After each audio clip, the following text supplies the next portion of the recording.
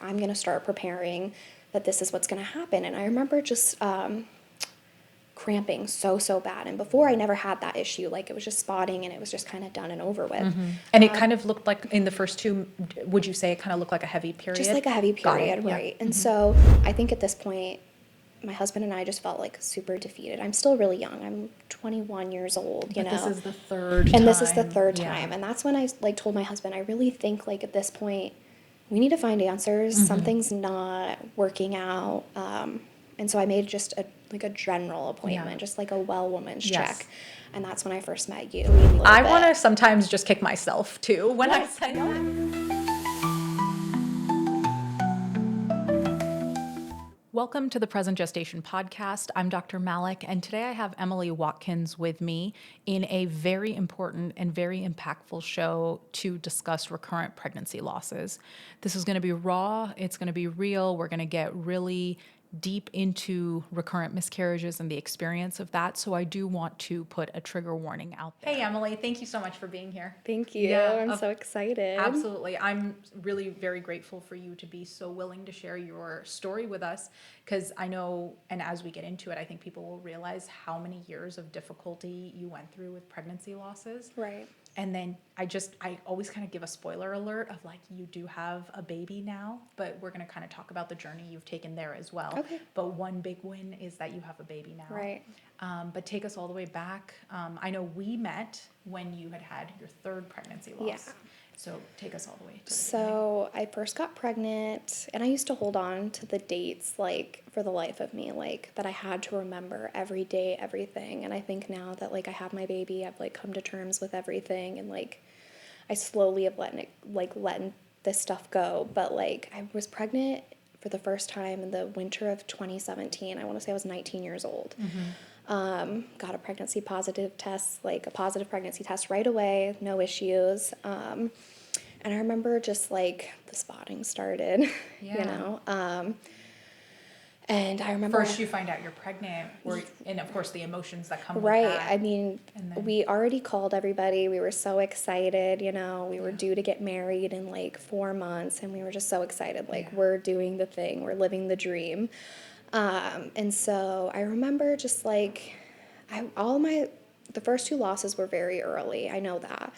Because I made the appointment right away. You know, I wanted to see this baby. I was so excited. And so I never made it to the first like appointment. So you didn't get to the first ultrasound before the spotting started. Right. And so I started spotting, and I was like, oh, like, I don't know what this is, you know. And ultimately I went to the ER. I'll never forget that nurse. Because I was so devastated. You know, they came in and they said, you're, you know, at risk for a miscarriage. And I'm like, wow, like I'm 19 years old. Like if anyone should be able to have a baby, it should be me. I'm young. I'm in my prime. I'm healthy. My husband's healthy. And I remember just being so like devastated. My mother-in-law came and sat with me. My husband's grandma came and sat with me. My parents have just moved away, so I'm just like in our little town by myself with my husband's family. My sister's gone, my mom's gone. And it was just very light spotting. I didn't know like what it was, never have experienced this. My sister had very healthy pregnancies, never had issues, so I had no inkling that like this was going to happen. That wasn't even like a reality that a pregnancy loss could happen or a miscarriage could happen. And I feel like at that beginning, like people definitely back in 2017 were not talking about miscarriages the way they do now. And so like it was just so unheard of, like, and I just remember the doctors came in and said like, you know, hey, this is what's happening. And I was like, wow, okay. And I was just devastated. I remember just sitting in the bed, like bawling, like, what can I do? Is there any chance? They said it was threatened. So is there something that I can do to make it better, make this work out? And the nurse just, you know, sat on the bed with me. She held me. I was crying. And I'm usually not an emotional person, but like this really, like, it hit me, you know? And she just held me and she just said, you know, it's going to be okay. Like, you're so young. You have so many years ahead of you. You can try again. And so I think it still doesn't take away that shock and the grief, because like you said, you've kind of already told, not that telling people is a thing, but like you've already started the hopes. you've already Right. said, we're going to get married, we're going to have all these things, and not to bring that back to your experience, but I know that that's something like a lot of people who have miscarriages, like they're told, well, you're young, you can have another one, but it doesn't take away the fact that there's a loss happening here. There's a Right. loss of that future you saw with your husband, that you're about to get, your fiance. There's a loss of all of these things. And then I'm sure there's like the start of the thought process of, well, why am I having a miscarriage? Right. My sister didn't have one, Right. and all of this. So, And so that happened, and I I was really upset. I was really upset. We actually like we were so excited that we already like found a rental for a bigger house, so we moved into a bigger house. I mean, we were determined. Yes, it was happening fast, but you don't think like you're 19, you're pregnant, you're going to lose the baby. You just yes. think, "Oh, it's just going to happen. It's going to work out." So my next pregnancy loss was in February of 2018. Okay, so just So a few about a few months, months later, yeah. yeah. That's one thing I was like really hard on myself just because I felt like I had to try again like right away. Like, why didn't it work out? Let's just, let's try again. And just like also there was like the pressures of like, I feel like society, like we're getting married, we've been together. Just like the pressures of building a family. Like you Right. have to do this, let's Yes. do this. Yes. And I think this one like hit me probably the hardest for the first couple ones just because I was like, here we are again. Like, what is going on? Why can't Yes. this work out? And And was again, it a similar experience it was a where similar you went to experience. the ER with Went to the bleeding? ER, yeah. So I went to the ER, didn't make it to the first appointment again. So again, it was early on. Just had some spotting, and I was just like, wow, like here we are again, and I Yeah. just don't understand like what's going on. Why can't I do this? And I was really hard on myself, like as a woman, like ultimately that's what we do is like we have Yeah. babies, and that's I, it. I've said it, I think, to you before, I've said it on the podcast before, but it's so hard for me to watch people that I love, patients, friends, family, my sister have gone through this, and every single person, it's like inherent in women to Right. say, why is my body not doing this? Right. It's, it's built for this, it's this and that. And it's like, if I could give every person who's had a pregnancy loss like a little bit of grace to say you did not do anything, like I will repeat that every day of my life, like you didn't do anything to Right. cause those. And we're going to talk about all of the workup we Right, did to yeah. figure out why this could have happened. Yeah, so the first two, I mean, they were upsetting just because I feel like I was so young and I just didn't understand like what was going on too. I feel like when you're just young, like you just don't even understand like the medical system and how everything works. And so I was just trying to navigate that and just feelings. And again, like me and my husband were young. So there was a lot of feelings in that. And I just realized like, too, like I had to learn how to help him process things, but also process it within Yes. myself just because I think women just take it harder just because, Oh, yeah. it's your body. Mm-hmm. After having my daughter now, like you really do just feel a bond with Yes. with like the entire experience, Yes. that's just you can't explain it. It's absolutely true, and I know this from kind of like the psychological side of grief in men and women around pregnancy loss. It's not that men don't grieve the loss of a pregnancy, it's just different. And hormonally, because of the way you've carried things, like the Right. connection that you have to that. But it is interesting and we'll talk about this as well, but where pregnancy loss for a woman usually comes in these waves, and kind of what you mentioned, like remembering dates and remembering, and with men, at least from what I've seen in my experience, is it hits them hard and fast at first, and then they're able to kind of, Right. process through it, but then they don't understand that your grief can come in waves, Right. and so processing all of that. One thing I really quickly just wanted to interrupt and ask is, you're still 19 or 20 at this Right. point, and I realized you actually haven't been into an OB office at all, because you've never even had a pap smear, Right. because pap smear start at 21, Right. and you hadn't gone, not your fault, of course, the OB first appointments usually happen like 6, 8, 10 weeks. So you're handling all of this, like you said, navigating the system through an ER, yourself, your partner. So in the second one, I did go to the ER. They just said you're a threatened miscarriage. I remember I spotted, and then it stopped. So I was like, okay, like maybe it like resolved. I don't know. I don't know how this works. And so I I did end up getting an appointment. And I remember my mother-in-law went with me and my husband went with To the me OB to the office. OB office, just because I was like, I feel like I need like a female here just to like explain this to me and how this works. You know, I don't know what I'm walking into. And I just remember they came in, they brought the ultrasound machine, and ultimately the doctor did the scan and he was just like, it's not viable. And then just kind of walked out. And I was just like, wow, Thanks for that. okay. Yeah. You know, and then I just like, for me, I feel like to help myself process it, just like that whole experience, I just had to take myself back and like put myself in his shoes. They've done this for how long? You know what I mean? So like, as much as it like I do appreciate so much when such kind patients who've been through so much give your doctor the benefit of the doubt, but I'm going to say as a doctor, that is not a nice move. Right. Yeah. So I just said like, okay, you know, they've done this a while, so they've seen this how many times, so it kind of just feels like second nature to them, you know? And so I was just like, wow, okay, so it's like, it's just done. So ultimately, like, I kind of took time to reflect, come up with new goals, kind of question, like, why is this not happening? I'm very into, like, maybe it's just not meant to be right now. Maybe, like, XYZ needs to happen. It's just not the right time. So I just kind of worked on myself, worked on my career, worked on my goals, and I took a year where, okay, we're not trying this again, because I just ultimately need to figure out what's going on. Right. And you mean like medically figure it out, but also just kind of like in life, like figure out your maybe it's just timing. not the time, and like, you know, sometimes I like to think there's a bigger plan around us, and I was like, maybe this is just like the way of like, it's just not meant to be right now. And I just also just needed to give myself like time to heal. I was noticing that my cycles were getting off, and like just I wasn't like normal, and I just needed a minute to like get back to normal and feel normal and just process what has happened. And so I got pregnant again February of 2019. Okay, so about a year later. About a year later. And this one, I feel like this one hit my husband really hard, just because I remember this one I made it almost, I think I was like a week out from my appointment. So I was right there.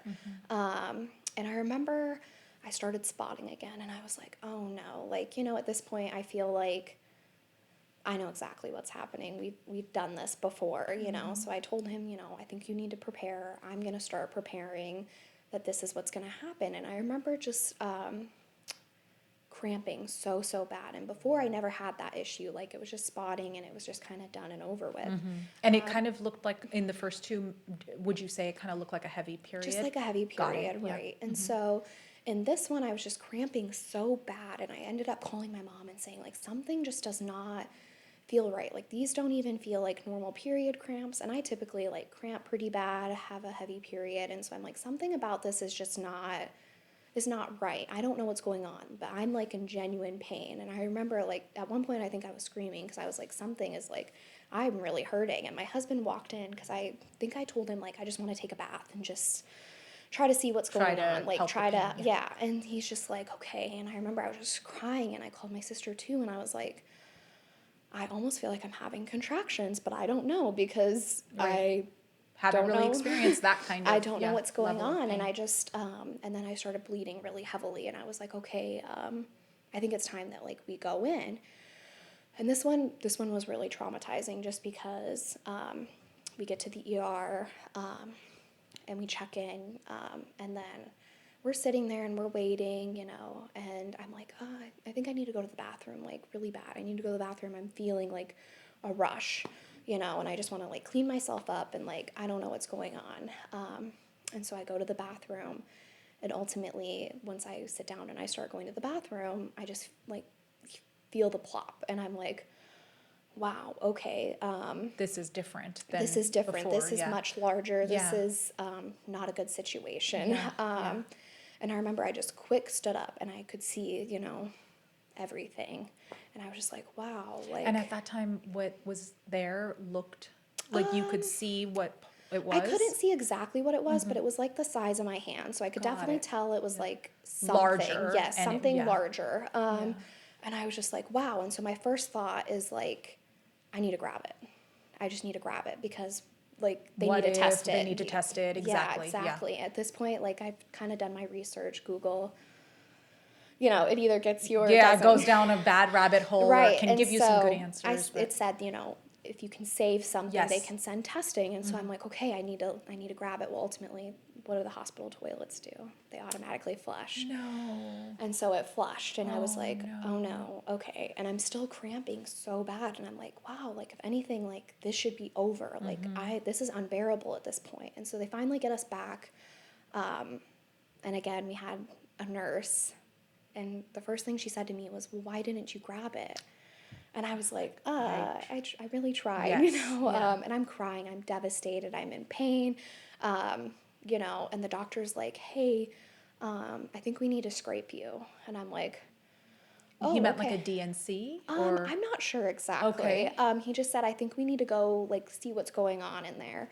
We're gonna do a pelvic, and I'm like, okay, let's Yeah. do that. I'm sure. I don't know. You You're know, still new to all of, I mean, this is all I'm still very new. new I to haven't you. really made Yeah. like a legit OB Yeah. appointment. Yeah. You know, and so I'm like, okay. And I'm just cramping so bad, and my husband's sitting there and he's sitting down so he can see exactly like what's going on in the whole situation. And I remember they like inserted it, and they were like, okay, like you're gonna feel some Like the pressure. speculum. Yeah, the Okay. speculum. And they had like tongs, and I want to say it had like gauze at the end of it. And I'm like, okay. And they're like, hey, like you have a lot of clotting down here. We're gonna start removing them. And I'm like, okay. And so they did, and it really hurt. And I was like, wow, this like is very, very painful. Like, I'm not having a good time right now. This is scary. I don't know what's going on. My husband's sitting and he's seeing everything, you know? Yes. So all I could think was like, my poor husband is watching like this entire situation. Right. Can we move him? Can we Right. please move him? You know? Right. And then they started pulling large chunks out. Like Don't know. clots or I'm not something, or sure what it is. tissue or It looked something. more tissue to me when I finally did see it, but then I think like towards the end of it I just had to like leave like leave the room myself, Yes, just because I was yes. like, this is It's just so much all this at is so once. much. It's so traumatizing. And Yeah. I just remember like after everything was said and done, my husband said like, I'll never forget watching them do that and seeing like what they were pulling out and just the entire experience. And so they did that. We went home. Let me, if you don't mind, can I ask a couple questions? That those were like ER doctors Yeah. that were kind of, and I do understand what they were doing. And to clarify what I said earlier, they did not do a DNC Right. at the bedside, but what they're doing is they're essentially what came out in the bathroom could be parts of the loss or the pregnancy Right. that was there. But if everything doesn't come out, it can actually make you continue bleeding. So Right. they were doing an exam to check and see how much blood or clots or tissue was left behind so they can minimize the amount you were Right. bleeding. It's so traumatizing in that moment that even if they did try to explain all of this, it kind of just like, you Right. know, there's a lot of information going on. If, you know, somebody who may be listening, they may say, well, why couldn't they have given her some medication or anesthesia? You know, sometimes we can give like pain medication Right. before doing that. The only reason to ever go for that DNC, which I only thought of when, you know, the word scraping sound, that's not done in the Right. ER, that's a DNC done in another procedure room, is usually done under anesthesia. And I know because they'll call me to the ER if it's necessary to do that DNC. And usually it's only in the case of like severe hemorrhage Right. or infection, which Right. either of those things can be life-threatening. But to me, it sounds like you were much further along than the first two times. I Yeah. think that's, and I think I started after I had my second one, my cycles were so off. So I never Yes. truly know like how far along I was. And you were in, like, the way you told me the story of the third one, you were in the ER, but you were just getting ready to be evaluated and maybe the Yes. ultrasound, but then you went to the restroom, so we weren't even, like, we couldn't get the ultrasound in time to Right. see how far along you were. Exactly. Yeah. Had they drawn blood at that point? No. Dang, okay. Yeah, so Yeah, so the hints were, the hints weren't there, and I Yeah. think I was scheduled to see you actually for this appointment Yeah. because it was really important to me to see someone different, see someone that I felt comfortable with. And I Yes. heard a lot of good things about you, so I was like, I was new to town at that right. time. And so I was like, okay, this could be like a really good thing. And so they did that, and I think I went home and I still had like heavy bleeding for a long time. And so I was like, ugh, something still just, this isn't right. Did they give you any kind of precautions, at least in the ER, like come They, back, they if said this to and watch for this? bleeding, Okay, come back. If it's like starts getting like bright red, heavy good. again. And so ultimately I made an appointment because I was like, I need to see like the Yeah. OB and see what's going on Yeah. because this still hasn't resolved. I'm still cramping super bad and I'm just not sure. Right. And they ended up prescribing me some medication to help pass along the pregnancy. Got it. Yeah. So my first two, I didn't need anything. It just happened naturally. Everything was done. But the third one, I did need medication. And again, this makes sense to me, and probably they may have called, a lot of times the ER doctors, they'll call the on-call OB to get advice. And it does fall in line with something I would say as well, is if somebody's having like clots that they have to pull out, then giving a medication will just help kind of push the rest of Right. those clots out. Right. So I Yeah. remember taking the medication. I remember bleeding like super heavily for a few days, just not feeling so great. I think at this point, my husband and I just felt like super defeated. I'm still really young. I'm 21 years old, But this is the third and time. this is the third Yeah. time. And that's when I like told my husband, I really think like at this point, we need to find answers. Something's not working out. And so I made just a general appointment, just like a well woman's Yes. check. And that's when I first met you, and we really talked about everything. And you suggested doing genetic testing. You actually helped us find a doctor that would order it for my husband. Right. You actually checked his sperm count, like you did. The testing. Everything, all testing And that could be done. In this moment, I do want to, because I think I'll have a lot of people hopefully listening or watching this episode who are kind of wondering what testing can they get done. And I think it's really important just to kind of say in this moment, like the top 3-4 reasons that women have multiple miscarriages. And I think I've told you this in the office too, is like number one, blood clotting disorder. And I know you had testing for that. You had Right. testing for lupus, antiphospholipid syndrome, rheumatoid factor, rheumatoid arthritis, all these things that are autoimmune or rheumatoid issues. Then it could be uncontrolled hypertension or diabetes, but you're 21. You didn't have any of those Right. problems. And then number 3 has to be some kind of genetic thing. And it doesn't necessarily mean it's genetic, like it runs in you or your husband's family per se, but sometimes it can be just the way the cells divide. Right. And so that's where I remember we were like, I think you really want to do kind of this genetic testing on your end and on his end and just see what's going on. Right. And then finally, I think I did write down notes because I wanted to make sure that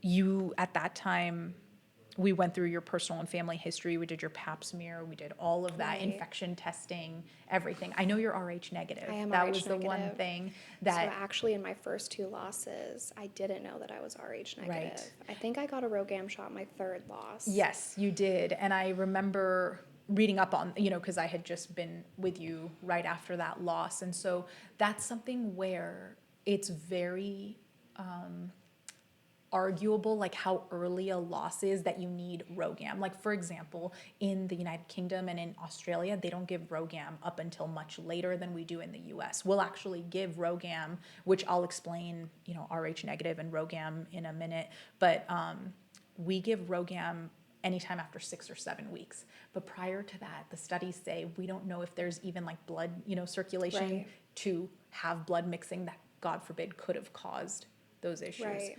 But we are going to talk about your 4th pregnancy, which is where I get a little bit concerned about Right. what the cause of that was. Right. Yeah. So, like I said, so going back, so during my 3rd loss, that's when they told me, hey, you're RH negative, we need to give you a shot. And I'm like, wow, okay, didn't know this. Is this always supposed to be a Yes. thing? And so when we were getting ready for my 4th pregnancy, I kind of was just like trying to put pieces together.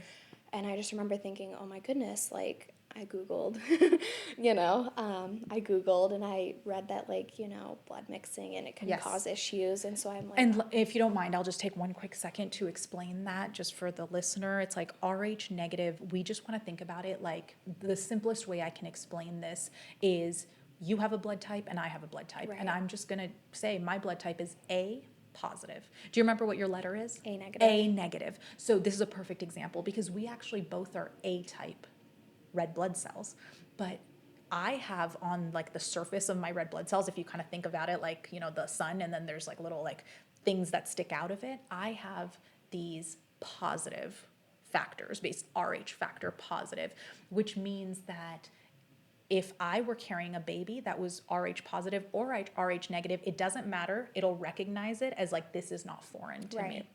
Your red blood cells, you know, A, they're kind of like, let's say bald, right? Like they don't have those little like sticky uppy positive sort of antibodies. And so if you are carrying a baby that's Rh positive and you're Rh negative, it will recognize that as foreign. And then it can actually your body can actually try to fight off or develop actually a reaction to that Rh positive baby. RhoGAM is a shot that's given to basically stop that process from happening, to stop your body from recognizing a positive Rh factor baby as foreign or, you know.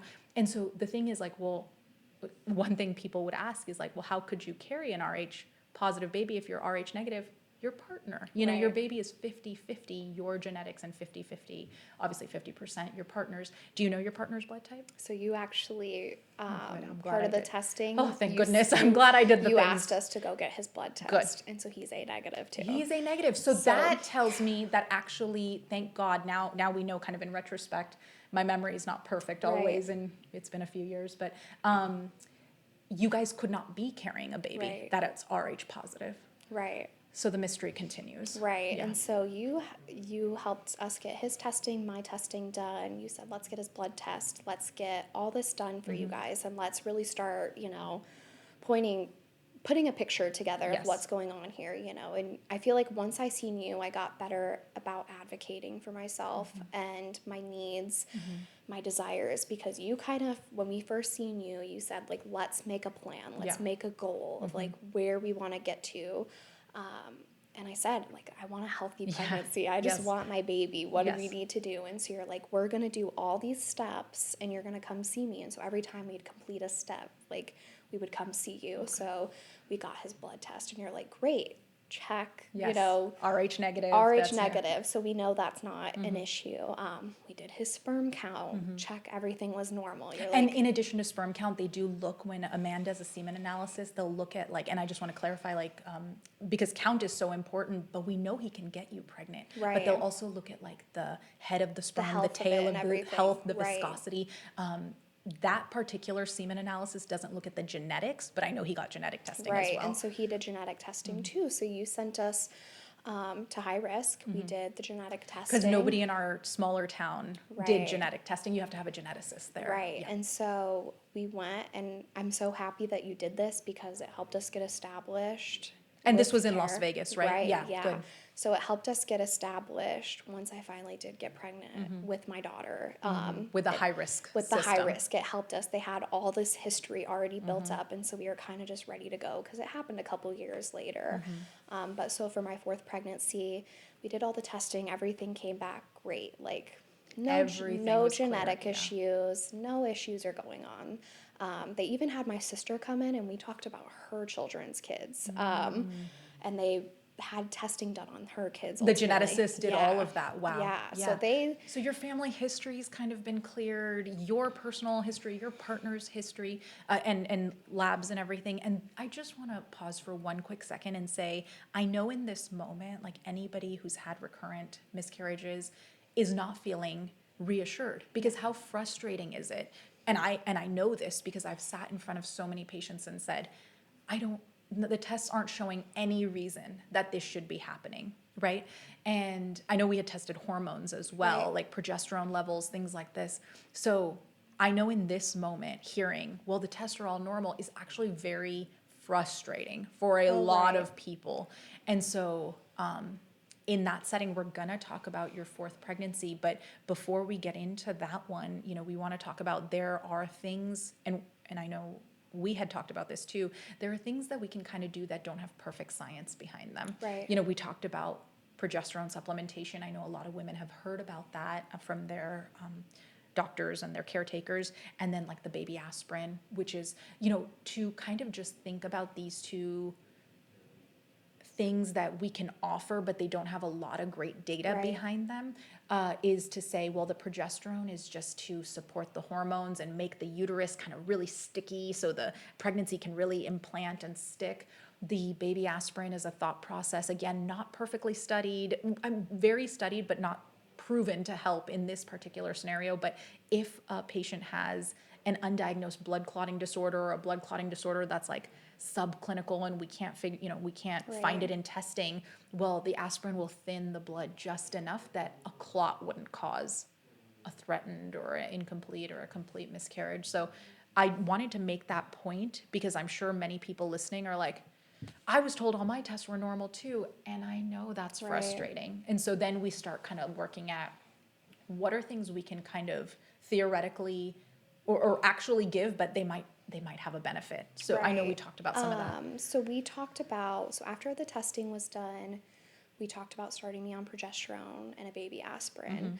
And just like part of the advice that you gave me too is to just let it be. It'll happen. Just stop planning, just let it be, and just breathe a little bit. I want to sometimes just kick myself too when I say no, that. it was great. It was the it? best Okay. advice that you could have given me because I feel like I was so like tracking my cycle and it was almost getting unhealthy. Like, well, we didn't get pregnant this month. Why didn't it work out? And so I think that was the best advice. That's what I needed is that it will genuinely it'll work out and just breathe,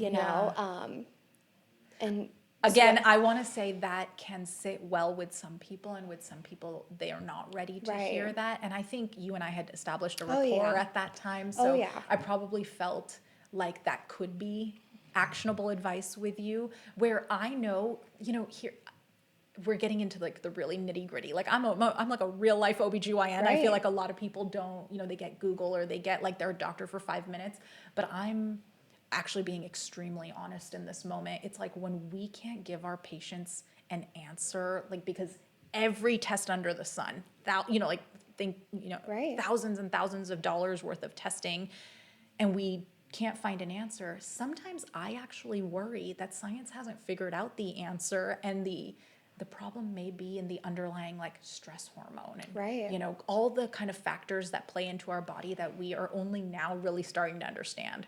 Stress and cortisol and all of these things. So maybe that's where my thought process was. Because I feel like once I started seeing you, I could be really open just about I'm feeling this. I'm very like I'm not an emotional person. My husband definitely is the more emotional one of us. But with you, I felt like I could just really like let it all out. This is genuinely stressing me out. I don't know why it's not working. I want this so, so bad. Like I want nothing more in life than for this to happen and to work out. And we've had so many conversations because even though I wasn't like pregnant, I was still seeing you often. We were making follow-ups. You were checking in on me. How's your cycle? Is everything normal? How does it look? And so that was the best advice for me. It was to just let it be. And, me and my husband started working on other goals too. Like, maybe we aren't going to have a baby ourselves. So we opened our foster care license. I remember that. We had a couple placements. And so it kind of just gave us like a taste of like parenthood and life. And I think it took the pressure off of like just having a baby. I feel like women have such a pressure to just have a baby. And now we're married and we've been married for a couple of years. So again, it's those like the society pressures of like, when's that baby coming? And people, when they say that, they don't realize like they don't know what you've gone through. They don't over know the what last you've couple gone years. through. And so I just every time it would just sting and sting. Why haven't you had a baby yet, guys? And it's just like we're really trying. Yes, we're really trying. You don't know what we've gone through because before again it was something you didn't talk about. So I wasn't talking about, we were doing all these testing and we're, going to see specialists and going through all this and I'm, feeling defeated and upset and sad and,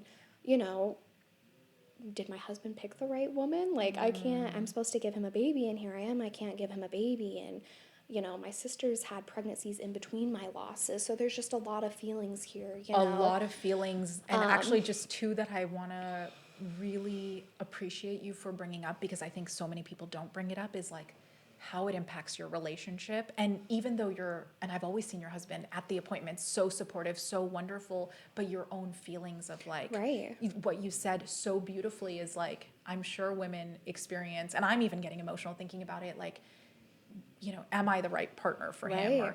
And then, and I'm getting emotional because I don't want anyone to ever think that. And then the other thing that you mentioned is witnessing your sister have Right. successful pregnancies. That's also extremely Right. hard.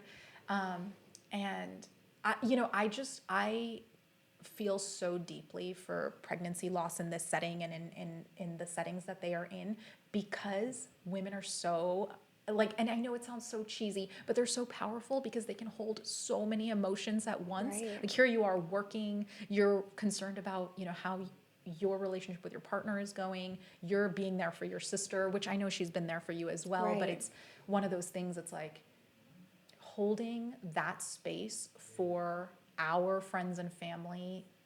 We don't know what they're going through, but they're still going through it, and they're showing up every day for Right. everybody else, is what I'm trying to say. Exactly. I love that so much. Yeah, and so it was hard. And so again, we were trying to see, is there another way to make the picture happen? We opened the license. We even talked about for a moment, my sister was going to carry for me.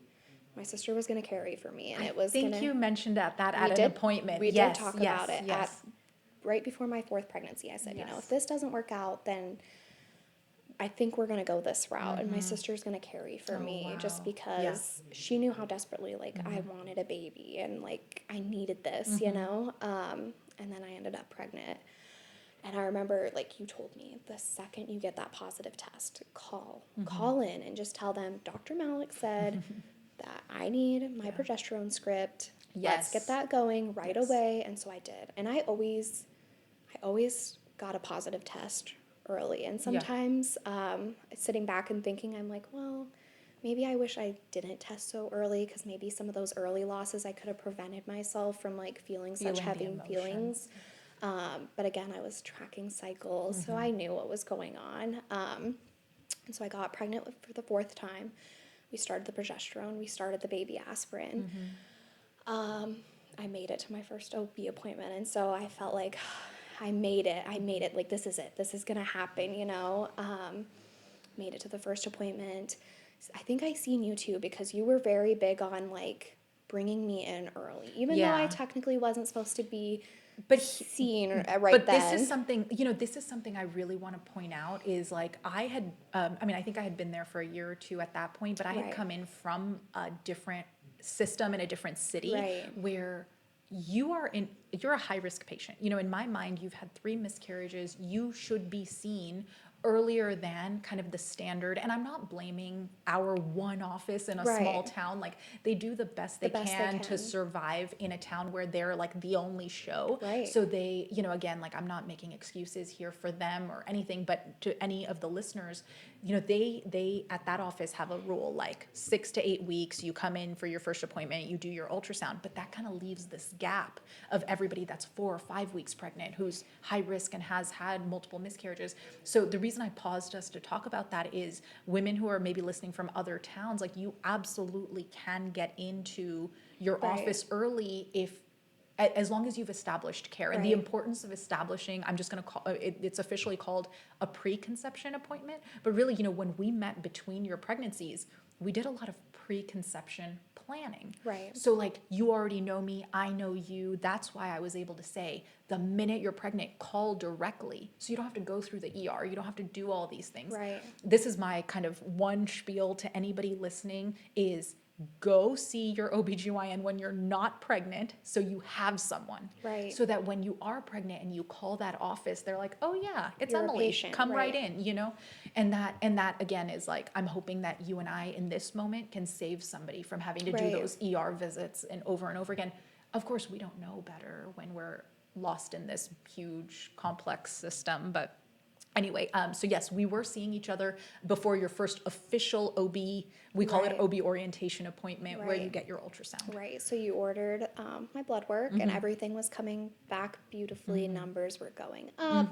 Everything looked good. I want to say you did one scan on me. Everything looked good. Again, I'm still early, but I'm like, wow, like, This is is, it. yeah. This is happening, And you're using the progesterone as a vaginal suppository, right? No, Or did I oral. give it to you oral? Orally, Okay, got orally, it. Yep. Yep. Orally, and the baby aspirin orally, and then you already put in, as soon as I called, even though I think I was still waiting for an appointment to see you, you wrote my script and you put in an order for me to go follow up with high risk. You're like, let's just get everything done. Let's get it good to go. Yeah. And so I made it to my first appointment. I did my little packet, filled out my folder. I was waiting to fill out that silly folder that they sell and they send in the mail. I was like, oh, I can't wait to fill this out and like bring this in with me. And I made it. And then I went to go do my nuchal scan. And that's when everything kind of started trending downwards. I remember my husband just joined the meat cutting program, so he was going into like an apprenticeship and everything. So he did not go with me to the appointment. I took my mother-in-law with me, and I'm sad just because for me, again, like I'm very aware of people's feelings and like their situation in my situation, and so I remember they started doing the scan and we seen the baby, you know, and This is the ultrasonographer in our office. yes. Yeah. And so I think I was about like 13 and a half weeks. And I was just like in awe. The baby's moving, you know, everything. It looks great. It looks great to me, you know, I don't know, but it looks great. The baby's waving its little hand and I'm like, I'm crying at this point on the bed because I'm like, oh, like the furthest you've finally, gotten. this is the furthest I've made it, you know. And I'm looking at my mother-in-law and we're recording it so that way, because at this point, I feel like I've established care with like a lot of people in the office. They knew how much this meant to me, and I was like, please let me show this to my husband. I need to show him, you know. And then he started to scan the back of the neck. And I could tell, you know, who does that. And so they're very upgoing. And I could tell, like, the mood shifted. His mood shifted, yeah. And so I was like, you know, something doesn't feel right. And I remember he paused for a second and he put the scanner down. And at this point, I'm already Googling. Google can get you. Yeah. And you're like in the ultrasound room. I'm in the ultrasound room. He still hasn't left the room. And just for any listeners, it is an official rule because I know so many women have come to me over the years and said, well, he didn't tell me anything, the ultrasound tech. It is an official rule that ultrasound technicians are not allowed to give diagnoses. Right. Even though they know what's going on, they're not legally allowed to give diagnoses. It has to be given by a doctor. Right. And so when he was doing the nuchal scan and he was measuring the back of the neck, I'm very like aware. And so I seen the number. So I Googled the number. So you're talking about the nuchal thickness, translucency has a number of like how many millimeters is there space behind the baby's neck. And it's supposed to be about 13. Right. It was quite large. So I instantly Googled the number and he still hasn't left the room. But for me, I think for my personal like feelings, I just want to know right away and I want to start processing it because I do have such a hard time like crying in front of people and getting upset. It's just how I am. And so I was like, I just need to start processing this. And I just remember looking at my mother-in-law and I was so devastated because my mother-in-law has gone through several losses and I was like, oh no, like why did I bring her to this appointment? Wow, you're really holding space for so many people's emotions. I really do. And so I'm like, oh no, like how could I bring her to this appointment? This is devastating. And I remember he said, I'm going to be right back. I'm going to get the doctor. You were off that day. You were off that day. Dang it. So they brought in another doctor and it was actually the doctor before that told me not viable, walked out, see you later, have a nice day. And he came in and I just knew, like, this is not good news. And he just said, like, hey, why don't you come sit with me? And I remember he pulled me into an office, don't know what office it was, but it had a couch in it. And he's like, just sit with me for a minute. And I'm like, okay. And I just remember him saying, sorry, I might cry. He just said, you know, it's not looking good. And I'm like, oh, it's not looking good. Like, we're here, we did it. What's wrong, you know? And I'm still so young, you know? And he's like, I don't know exactly what it is because again, like this is just part of like the testing that they're gonna do. Yes.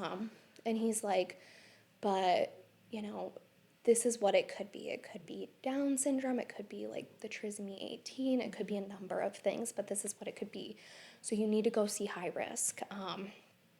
And I just remember sitting there, and he's like, I'm just going to sit here with you for a while, and you're just going to feel what you need to feel. And so it did like such a 180 from my first conversation with him. Yes. He was really there for He was you in really this there for me in moment, this and moment. that speaks so much. Right. And Yeah. so I remember I called my husband and I said, hey, like, I think you need to come home. Like, something's not right. You know, they're saying it's not good. So my husband rushed home. My mom was waiting down in the car because this is all still during COVID, you know. So my Right. mom couldn't Yeah. go with me. I chose my mother-in-law to go with me because I figured, oh, there'll be tons of ultrasounds, you know, everybody can get a see Yeah. of the baby. And so my mom drove me home. My husband came home. I was supposed to move my sister from Reno to Vegas in like 5 days. I was supposed to fly out there and help them drive to Vegas. And so I call my sister and I'm like, I need to see high risk. I don't know what to do. I'm devastated. My sister's devastated, you know. I remember I was just crying so hard. And my husband's like, what's going on with my wife? She's not, you know, normally like this. This Normally is the like this. this is the woman who, even when we got married, didn't shed a tear. You know, I just toughed through it. You know, and he's like, she's literally falling apart. You know, I just remember I laid in the bed and I'm just crying. Ended up falling asleep. And my sister's texting me, what do you want to do? You know, we're in Reno. It's a little bit bigger. You know, maybe we can get you in here. We can get a second opinion. Yeah. Like, don't give up yet. And I'm like, I don't know. Like, they're going to send me back to the high risk center in Las Vegas. And I think for me in that moment, I just said, I think I'm gonna come sooner, because to me it just felt right to surround myself with like my sister, Absolutely. her children. I love my nieces and my nephews like so much, and so it just felt right. I was like, I think I need to come sooner, because I called high risk and it was about like a 2-week wait, which I was devastated because Yeah. I'm just like, wow, how can I Yeah. How can sit you and sit hold with on to this for Yeah. 2 weeks? Yes. And so my sister actually booked me a flight to Reno the next day, and she's like, let's just, you know, get you out of there. And at this point, I'm still really sick. I'm very sick. I'm throwing up a bunch. We actually had a foster placement like right at the beginning when I found out I was pregnant, and I ultimately had to say, like, I think like we need to find them a different home because I'm so sick, and I was throwing up so much I couldn't keep anything down. So this is starting like with my daughter. I was very sick, and this was kind of my first inkling that I might get super Like sick. nausea, vomiting of pregnancy. Right. You didn't have like an infection or something. This was Right, kind of yeah, that just like first early trimester for nausea first vomiting. trimester. So this was my first inkling that I might get super sick. And so we ended up going to Reno, spent a couple days. I'm still waiting for my appointment at high risk. Can I ask a question? Did you do any blood work at that time? Because the ultrasound is like one part of the test, and the genetic testing of the blood work is the second part of the test. Or sometimes we have high risk do the I think blood you work. guys said high risk because the Got number it. was so large. I can't remember it. exactly what it was, but it was Yeah. very large. I don't have the number either, but I did at that time, and I reviewed it recently. It was called a cystic hygroma, which is a very large fluid collection behind the baby's neck and then in a couple of other places. Right. Yes, that picture by itself is very concerning and very unlikely to be viable. And I'm saying that without even needing the blood work for it. Right. But I think that's where that day that they found out about the measurement, they didn't necessarily do the usual blood work that Right. comes with a nuchal translucency. But let's go back to, so you were in Reno. I was in Reno. You called me actually, and you were like, "Hey, this is what's going on." And I remember we talked about. I must have been back the next day. You were and gotten back, the right? report. Yeah. And you just said, you know, there is the potential here, and we kind of just talked about things and options and what could happen. And so I waited in Reno. I think I was in Reno for about a week. And so now I'm just sitting with this for a week, you know. And I'm sad because at this point, like, we did the early, like, you can order the test online For of the gender, So I knew I was yes. having a girl. My sister did a big announcement. She had ordered poppers. We recorded it for the entire family. Yeah, that's so And hard. it was really hard, you know. My mom bought little stuffed animals that it's a Sure. girl, you know. And so And I feel like, because the language around a lot of this is difficult to talk about, especially in kind of like a political climate, things like that. But I actually want to be like kind of more clear, from the doctor's perspective when we see a cystic hygroma like that, fluid collection around the baby's neck. We know that this is most likely going to be something called hydrops, and hydrops fetalis is, I'm using these kind of very medical terms because I'm sure I probably buffered them when I called you, but I do think, and it's been a couple years, but I do think I would have said, and confirm if I did say this, but I would have said this baby is not going to live much longer Right. or past the second trimester. And that's one of those times where I know that both of us, and I am kind of hesitant to right out say, but I do say to patients in a private setting, is this a pregnancy that you want to take forward? And is it a pregnancy that you want to necessarily carry until it's no longer alive? And then we kind of move forward with everything. Right. There's very kind of sensitive ways to say that. There's very medical ways to say that, but ultimately the simplest way to say it for anyone who's trying to learn what the heck are they talking about is this is a big sign of hydrops. Hydrops cannot survive for very long and is unlikely, and I mean the literature is there, it's never going to survive outside of the mother. And in that case, I mean, the year we were talking about this, there was not as much political kind of difficulty around it, but at that time doctors recommend, hey, if you feel comfortable with it, ending the pregnancy Right. would keep you from having the loss and then needing a bigger procedure later. Right. So I think that's the discussion that we Right. had, and so you're Kind of. processing all of that. Yeah, I'm already processing it. I'm not gonna lie, I was still, I guess, holding on to that hope that I was gonna go to my high risk appointment and it was magically gonna be gone. Yes. And Yes. everything was gonna be You're fine. not alone And it in was gonna holding be that, well. yeah. And so we end up packing everything up. We moved them from Reno to Vegas. And my appointment's in a couple days. I'm helping my sister get her house set up. It kind of worked out that this happened. And yes, some people, they were like, they wouldn't want to be doing all this. But for me, it was better to just keep busy, be with my family, be with my, Yes. my sister and my nieces and my nephews. Because I think if I would have just been at home, I would have just sat and like stewed in it and just, I think it would have been really bad for my mental health. Yes. Just to just sit there and know, because at this point I want to say I'm like about 15 weeks pregnant. So you think that you're feeling like the little butterflies Flutters. and, my nieces and my nephews know that I'm pregnant and they're like, oh, TT's baby. And so we get here and I start talking to them because high risk likes you to fill out a bunch of paperwork before you see them. And because it's been a couple of years since I Oh, see them, I gotcha. had Yeah. to like redo things. So my sister's filling it all out for me because I'm just pretty much in shambles at this point over this situation. And so my sister lives in Henderson, high risk is in Vegas. So it's about like a 45-minute drive. It's during COVID. No one could go with me to my appointment. So my sister, I think she had her husband drop me off because she wanted to make sure that her and my husband could sit on the phone during my appointment because for me, if I get too emotional, I have a habit of just shutting down and not asking questions and just saying okay. And she wanted to make sure that she asked the questions and got all the answers for me. So she had her husband drive me just to make sure that they were both in the same location together. And could answer the phone. So her husband drove me to Vegas, dropped me off at my appointment.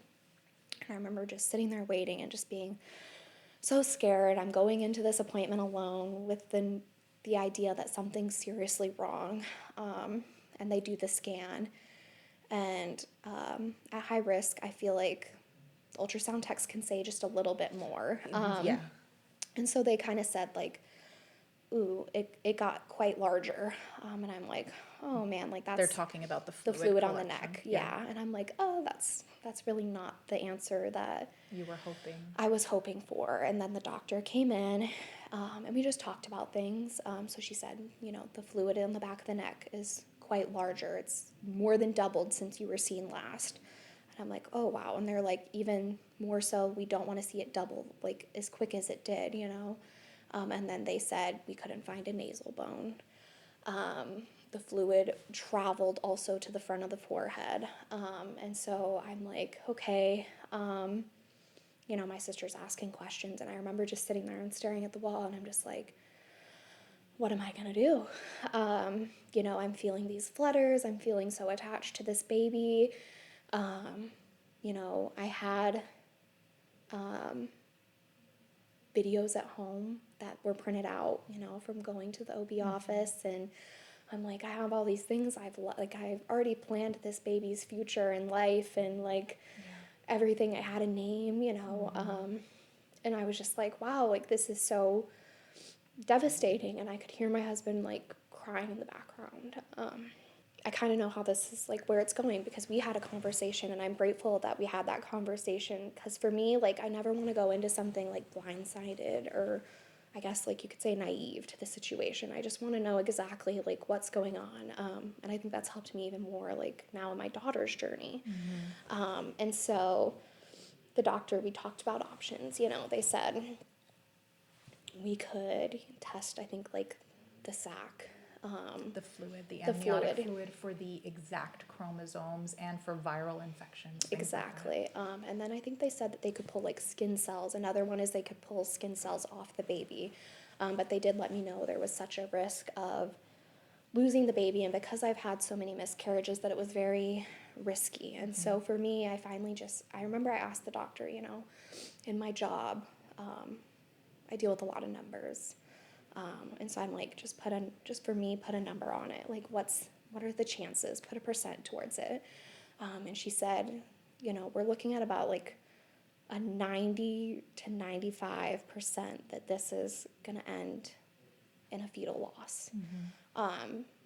And so for me, I was just like, okay. And I just want to clarify something, like that's just, and she means 90 to 95% fetal loss, like by second or third trimester.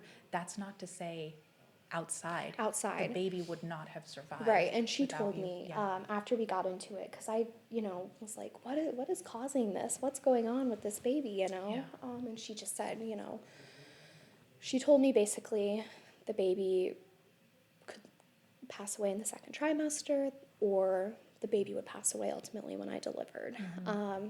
And so I just remember I hung up the phone on my sister, because I just was so like, I didn't want to talk to anyone about it. I knew like in my gut what I had to do, the decision I had to make. And it was very conflicting for me, just because it's not black and white. No. Deciding to ultimately end the pregnancy, it wasn't just a black and white situation, but I was so hard on myself just because of how I was raised. I was raised very Catholic, and I'm sure like what they say, and I remember just being so hard on myself, like, this isn't allowed, we're not allowed to do this, but I just remember thinking, like, I can't go through with this. Like, this will really, I've already gone through all these losses, and I have all these feelings, and I love this baby, and I can't do this to myself. Yes. Like, if I'm going to continue on with my life, I cannot do this to myself. So I hung up the phone, and I just said, what can we do to stop this now, And in that office, they don't actually do anything. Yes, so this is where it's fragmented. High-risk pregnancy centers, if you, and actually in our OB office as well, if you do decide to end a pregnancy, you have to go to like Planned Parenthood or like a Right. specific, because they're even at that time prior to the overturning of Roe v. Wade, there were a lot of rules at different places. Right. And so specifically high-risk pregnancy centers actually don't do procedures out of Right. their kind of purview. So when you had made that decision? So when I made that decision, they said, there's somewhere you can go in town. They're really good. They'll take care of you. We're gonna give you the pamphlet. You're gonna call. They gave me the pricing of everything. And then I just remember I was so hysterical.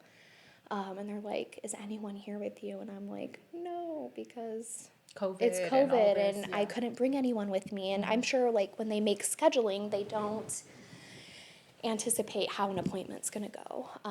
And so I think at that point, my sister already knew, like, we need to go pick her up right now, So her husband was racing to come get me. And I just remember okay, like this is what I need to do just for my sanity, for the entire situation. I don't think I can, if I don't lose this baby in the second trimester, I don't think I can deliver Right. this baby, and do Right. that to myself. Right. And so I remember they snuck me out through the back because I was so hysterical. They were like, we feel like you need some privacy, so we're gonna not walk you through the lobby, just because it was emotional Right. seeing For all the people all there the and pregnant people and just the entire emotion of it all. And so I remember I got down and I was waiting for my brother-in-law. I called my mom, and my mom's just like, it's gonna be okay, um, you're gonna do fine, everything's gonna be fine, you're okay, because I was just beating myself so up about this situation because I want this baby so, so bad, but here I am in the same sentence saying, yes. let's end the pregnancy. And that's what your mom was saying, you're going to be okay. Yes, So she was supportive right off she the was bat. so supportive. And at this point, I think my husband had a feeling of what I was going to do, but I still didn't have the heart to tell him, like, I'm going to make an appointment and we're just going to Yeah. end this situation. And so I talked to my mom. Again, it was 45 minutes that I'm waiting for someone to come get me. Yeah. And then I called my father-in-law because I felt like I just had to talk to the family and let them know, like, what was going on. And I just remember him saying, like, it's okay, everything's gonna be just fine. Don't cry. You're gonna be okay, Yeah. we love you, Um, and I think it was just hard too, because there's just so many, like, in our family. Like I said, my mother-in-law had losses, and so my husband has two sisters, but my husband's the only living child that my mother-in-law has. And so for me too, it was emotional just because there's all this loss around our family and pregnancy and all this. And so I just was like, man, like, what is going on? Why are these things happening to us? And I just felt like I had to get the okay that it's gonna, like, everything's fine and it's okay. And, everyone was so attached to this baby already because they've watched us in our journey. And so when everyone found out it was a girl, everyone's so excited. And I understand what you're saying in the sense of like, you didn't like, you didn't need his okay in some kind of consent type place, no, but it was like such a, such a profound, difficult decision that it's like having that support of your father-in-law, having the support of your mom, having the support of your husband, your family, knowing that you were making this decision aligned to everybody. right, And I just want to bring attention to, because in my line of work, I see so many women struggling with the decision that they want to make for a medical reason to end a pregnancy, but they don't get the support that they necessarily need. And I think in that we've double traumatized, we've triple right, traumatized that patient, and so I'm so grateful to your family for showing up for you in that moment. And I will say, because I think very quickly people, and I've seen this, I've seen families sitting in my office, I've spoken to people on the phone that have said, I never thought I would have to make this no, decision, but when it comes down to it, every time, at least the ones that I am thinking of that are so beautiful and positive, because I can think of some that weren't, every time the family that aligns is making the right decision. You know what I right. mean? Like, you needed that everything's going to be okay and we're going to stand with you. Right. I feel like it was because I was battling, like, such demons within myself, just because, again, how I was raised. And Yeah. so I never thought that I would have to make a decision like that. And I think that opened my eyes too, just so much to everything's not so black and white. There is no right and wrong. There's Right. no, it's not. There's a lot of gray here, and so, If it's okay with you, I'd just like to share one story of, I grew up when I was in medical school, I was still in the mindset of it is black and white, and we right, don't, we religious, God-minded people, we don't do this. And then I went to probably one of the clinics that high risk, because I'm here in Las Vegas for my training, one of the clinics high risk recommended. My point is, we did our rotation through there, and in 2 days, I saw every possible version of a woman walk in through that office for medical reasons, for not Exactly. medical reasons, for social reasons, for personal reasons, come in and literally say one thing: I don't think I can take care of this child. This is the hardest decision I've ever had to make. Right. And yet, when I saw them repeatedly saying, I can't do this, how can I argue with that? You know what I mean? Right. And like force something upon someone. Right. And that was, for me at least 15 years ago, kind of the first time I started seeing the grays and started seeing how many women and how many different scenarios they could be facing, how it could impact their mental health, and to say, the decision that you're making is going to be the one that supports your health, and then Right. for your family to align to that is really Right. yeah. And that's what meant so much to me, because I felt like I had to get the okay so I could sit well with it myself and have peace Yes. of mind that it was okay. Just because it was just how I was raised. I was young, you know. I didn't know. I didn't understand. I didn't go through this. And so I remember it took me a day to call the clinic just to, like, I guess, build up the courage, you know, just because I was like, how do you even make that phone call, you know? And because how those clinics work, it has to be you yourself. They're so big on privacy and just the entire situation. So I had to call myself and say, I need to terminate this pregnancy. And I just remember thinking, like, man, like, how did I get here? I've been pregnant 3 times now, and now this is the 4th one, and this is how it's going. Like, And to have to be faced with that choice when not, I'm actually going to say it wasn't a choice, because Right. you would have lost that pregnancy later. I know that medically. I know I've Right. said that, and I know high risk said that. But my point is, to have to end the pregnancy when you've already had 3 pregnancies taken from you. Right. I know It was how such a that hard could be. decision. It Yeah. was such a hard decision. And so I called and I made the appointment, and that was just such an experience in itself, just because, like you said, there's all types of situations that walk in there, you know. And so you could tell as you're sitting there, because you sit there for a long time, because they ultimately, for me in my experience, you wait for an ultrasound. They ask you, do you want to see it? For me, I did not want to see it, because Right. I just needed to. You've gone through already. Yeah, I needed to cut, like, ties and not have so many feelings behind it that day, just to get through the day. And my husband sitting with me, and I remember there, you know, with some people you could tell, like, it just wasn't their time, and then there was another woman that was further along, so I knew, you know, it didn't work out for her either. You know, obviously medically something's going on here, and I just remember sitting there and just thinking, like, wow, like, I had no idea, and I had all these opinions formed and ideas, and I just had, like, such a life-changing experience, because you truly don't know until it's you or someone you love, or Yes. you know, Yes. your family in that situation. And so I just want to put so many exclamation marks behind that, because I have seen over the 11 years that I've been taking care of patients, I mean, hundreds and hundreds of people come in and say, I never thought I would have to make this decision. And when it's you, and it's not, and I'm saying this, but when it's not you putting your opinions on someone else, I've seen people change everything they say, Right. because they know what's right for them. Right. And so we did the ultrasound.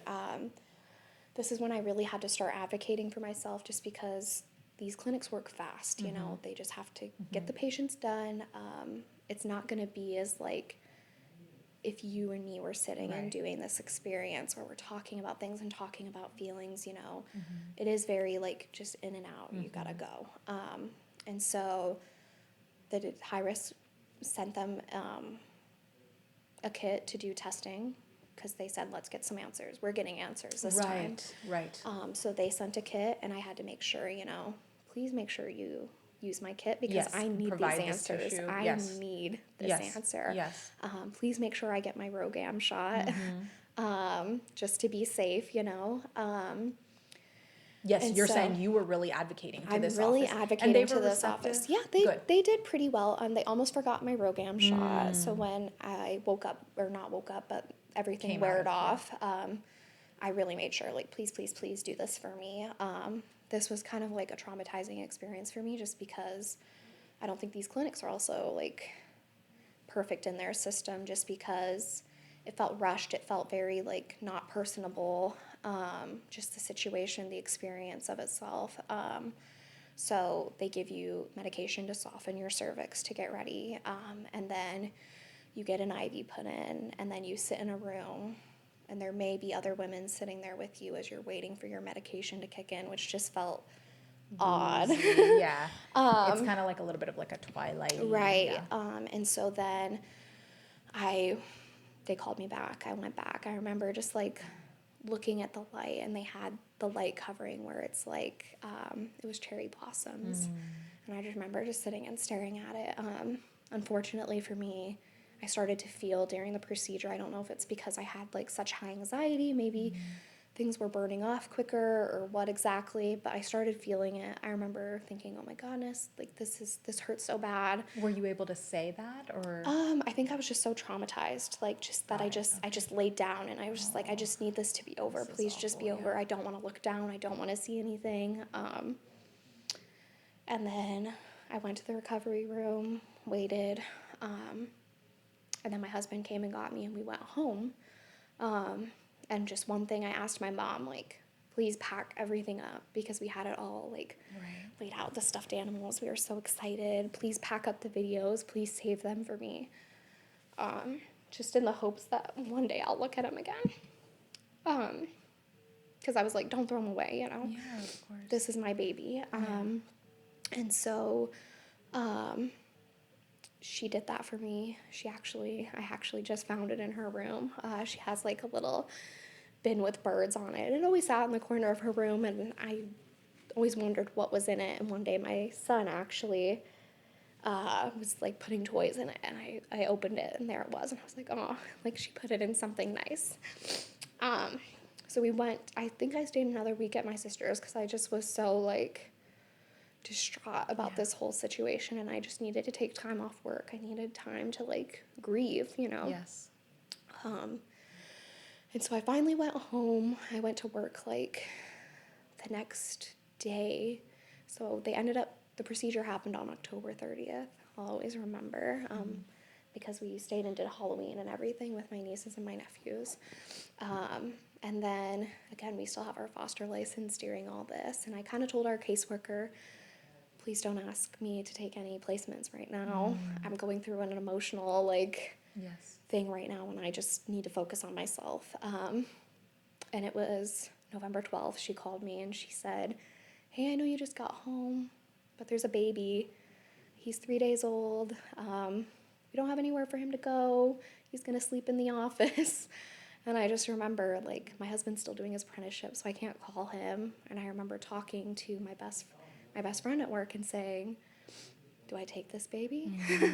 Do I do this? And she's like, maybe this will be healing for you. Maybe you'll heal this baby, and this baby will heal you. Yes. And so we made the decision together that I was going to take this baby. And so I actually took a lunch at work, went and picked him up, dropped him off at my grandpa's house, and I was like, okay, I'll be off in a couple hours. My husband still doesn't know.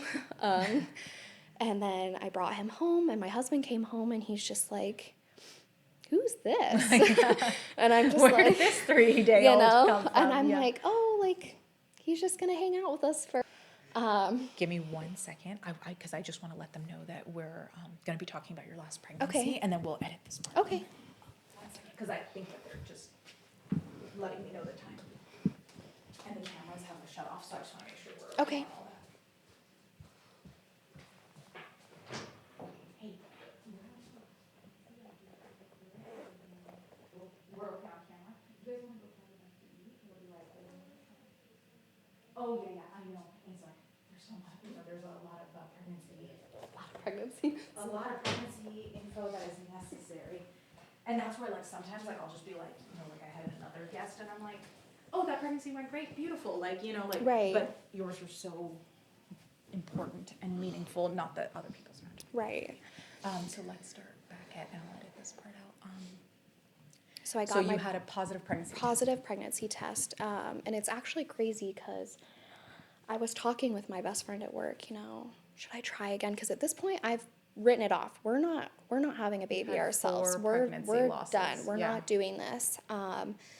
We were being really safe. No mistakes could happen. I could not put myself through this again. And I just remember talking to her, and I was like, something's just telling me maybe I should try again. I want my son to have a sibling. It's so important to me for him to have a sibling. The foster care system is very up and down. You never know what's going to happen. I think I want to try again. And the first time I tried, I got my positive pregnancy test. So wasn't expecting it. It happened way quicker than what I was expecting. And at this point, this is now 2022, 2020, 2023, I believe. Okay. Yes, because right. of the timeline I remember. Right. One thing I really quickly want to point out is what you said is you got pregnant when you started trying again. Right. And you've always been able to get pregnant. I think for some, of course, listeners and people who are trying to conceive or who have had multiple losses but they've had a hard time getting pregnant, the only thing I want to point out is we know it's not hormonal in your case, in the sense that when you've decided to get pregnant, you do get pregnant. Right. But then the pregnancy, for whatever reason, has not continued along, or it's continued in a way that was not viable. Right. And then I know we're going to talk about this next pregnancy, from which you do have your daughter. I do. But it's been a complicated journey. So I got my positive test. I called you right away. I said, hey, it's been a couple years, but I'm pregnant. You said, great. Like, here's your progesterone. Take your baby aspirin. I'm getting you in right away. You got me in so early. We did several scans because It was so early that we didn't yet have like a gestational sac. We didn't. Or a fetal pole on the still ultrasound. have all my first ultrasounds. I saved them all, and like to where you were like, okay, it's just we can just see it, it's a bubble, but we don't know exactly. And it was it was so early that you were even measuring the bubble just to make sure that it was growing. And you have me doing blood work, and we're checking my levels, and they're going up, and I don't know if you remember, I was spotting the whole time during my first trimester. And so that's also already terrifying. Terrifying. And so that's also why you were having me come in, because after the last one, you knew that we talked about that I potentially might just call it quits. Let me just take this moment because I wanted to earlier define threatened miscarriage, because I'm sure I, as well as the ER, have used those terms around you, but basically threatened miscarriage is one of the kind of 5 different ways that a miscarriage can present, but that means that we don't know if the pregnancy is going to go forward. It's threatening to maybe not go forward because of the bleeding that we're noticing, but other signs are looking good, like your hormone numbers are going up, your beta-HCG quant, or if a person's gotten to the point of seeing a heartbeat on an ultrasound, there's still a heartbeat. But when they're spotting an early pregnancy, it's kind of this umbrella term to say, well, this is a threatened miscarriage. Now, the reason I'm pointing that out is because so many women that experience this term, threatened miscarriage, I know in your case it did not go forward, but actually the majority of threatened miscarriages, in previous pregnancies, they didn't go forward, but the majority of threatened miscarriages actually do go forward, which in this case you were spotting, but... Yeah, so I was spotting, you were measuring me. I remember my levels were, I think, high enough that we should have started seeing like a fetal pole. And so for a minute there, I did think like this pregnancy was going to end because we weren't seeing the fetal pole.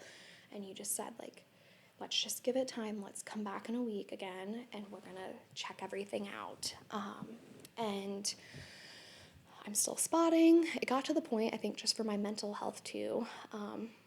I ended up buying myself all black underwear because I was just like, I don't want to see it. It's going to freak me out. I just need to be able to go to the bathroom and just go to the bathroom because this is just like unhealthy and it's triggering me. Yes.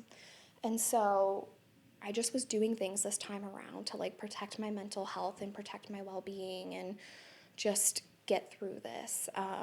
And then I remember I took a lunch from work and I came and seen you. My husband came with me and we found the fetal pole.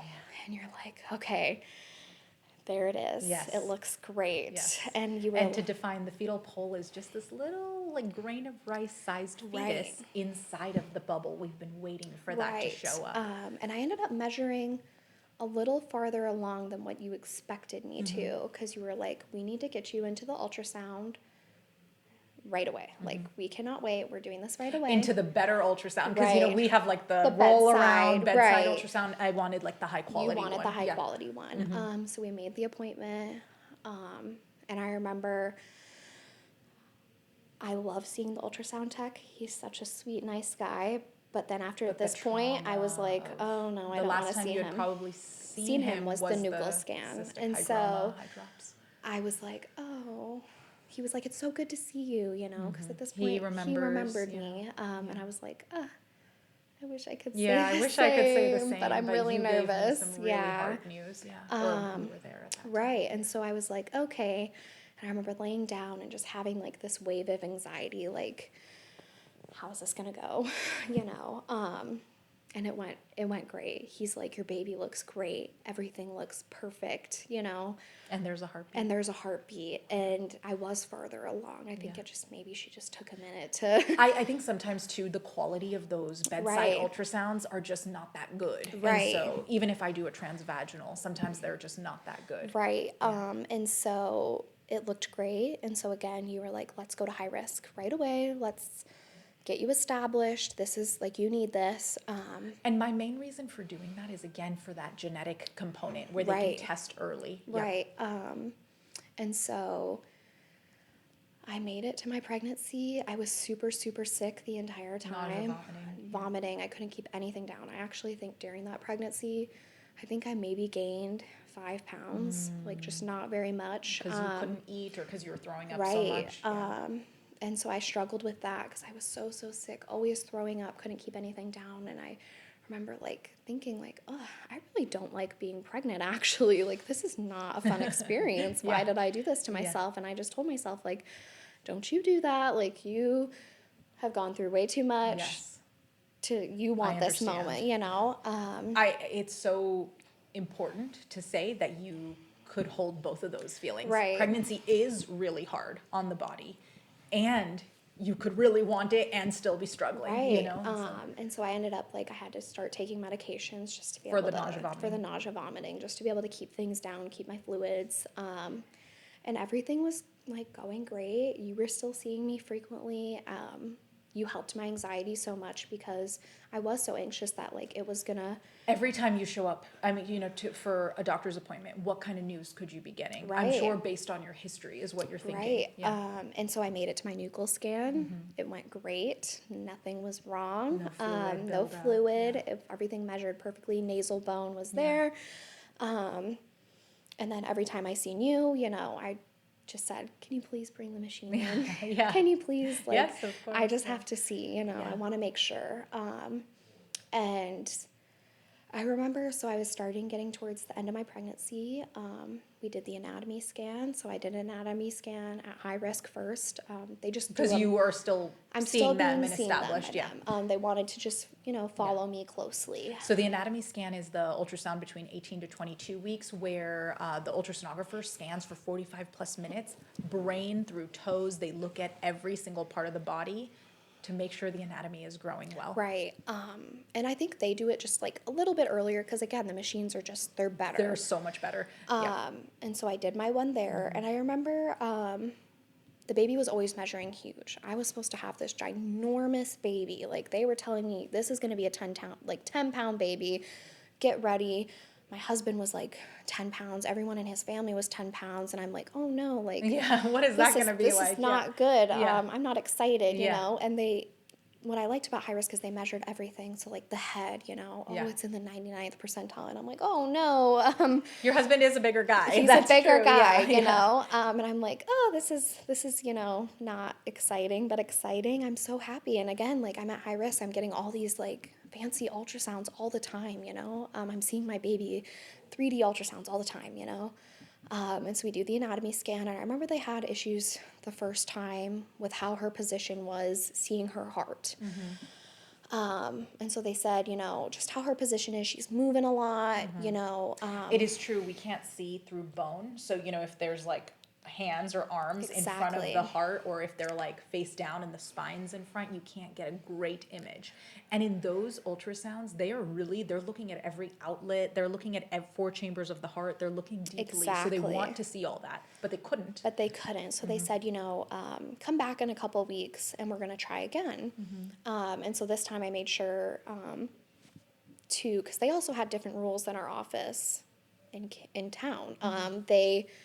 Where in town your bladder has to be full, no sugary drinks. And so I'm driving to Vegas, it's 2 hours. My bladder is so full and I'm like, oh no, this is miserable. Yes.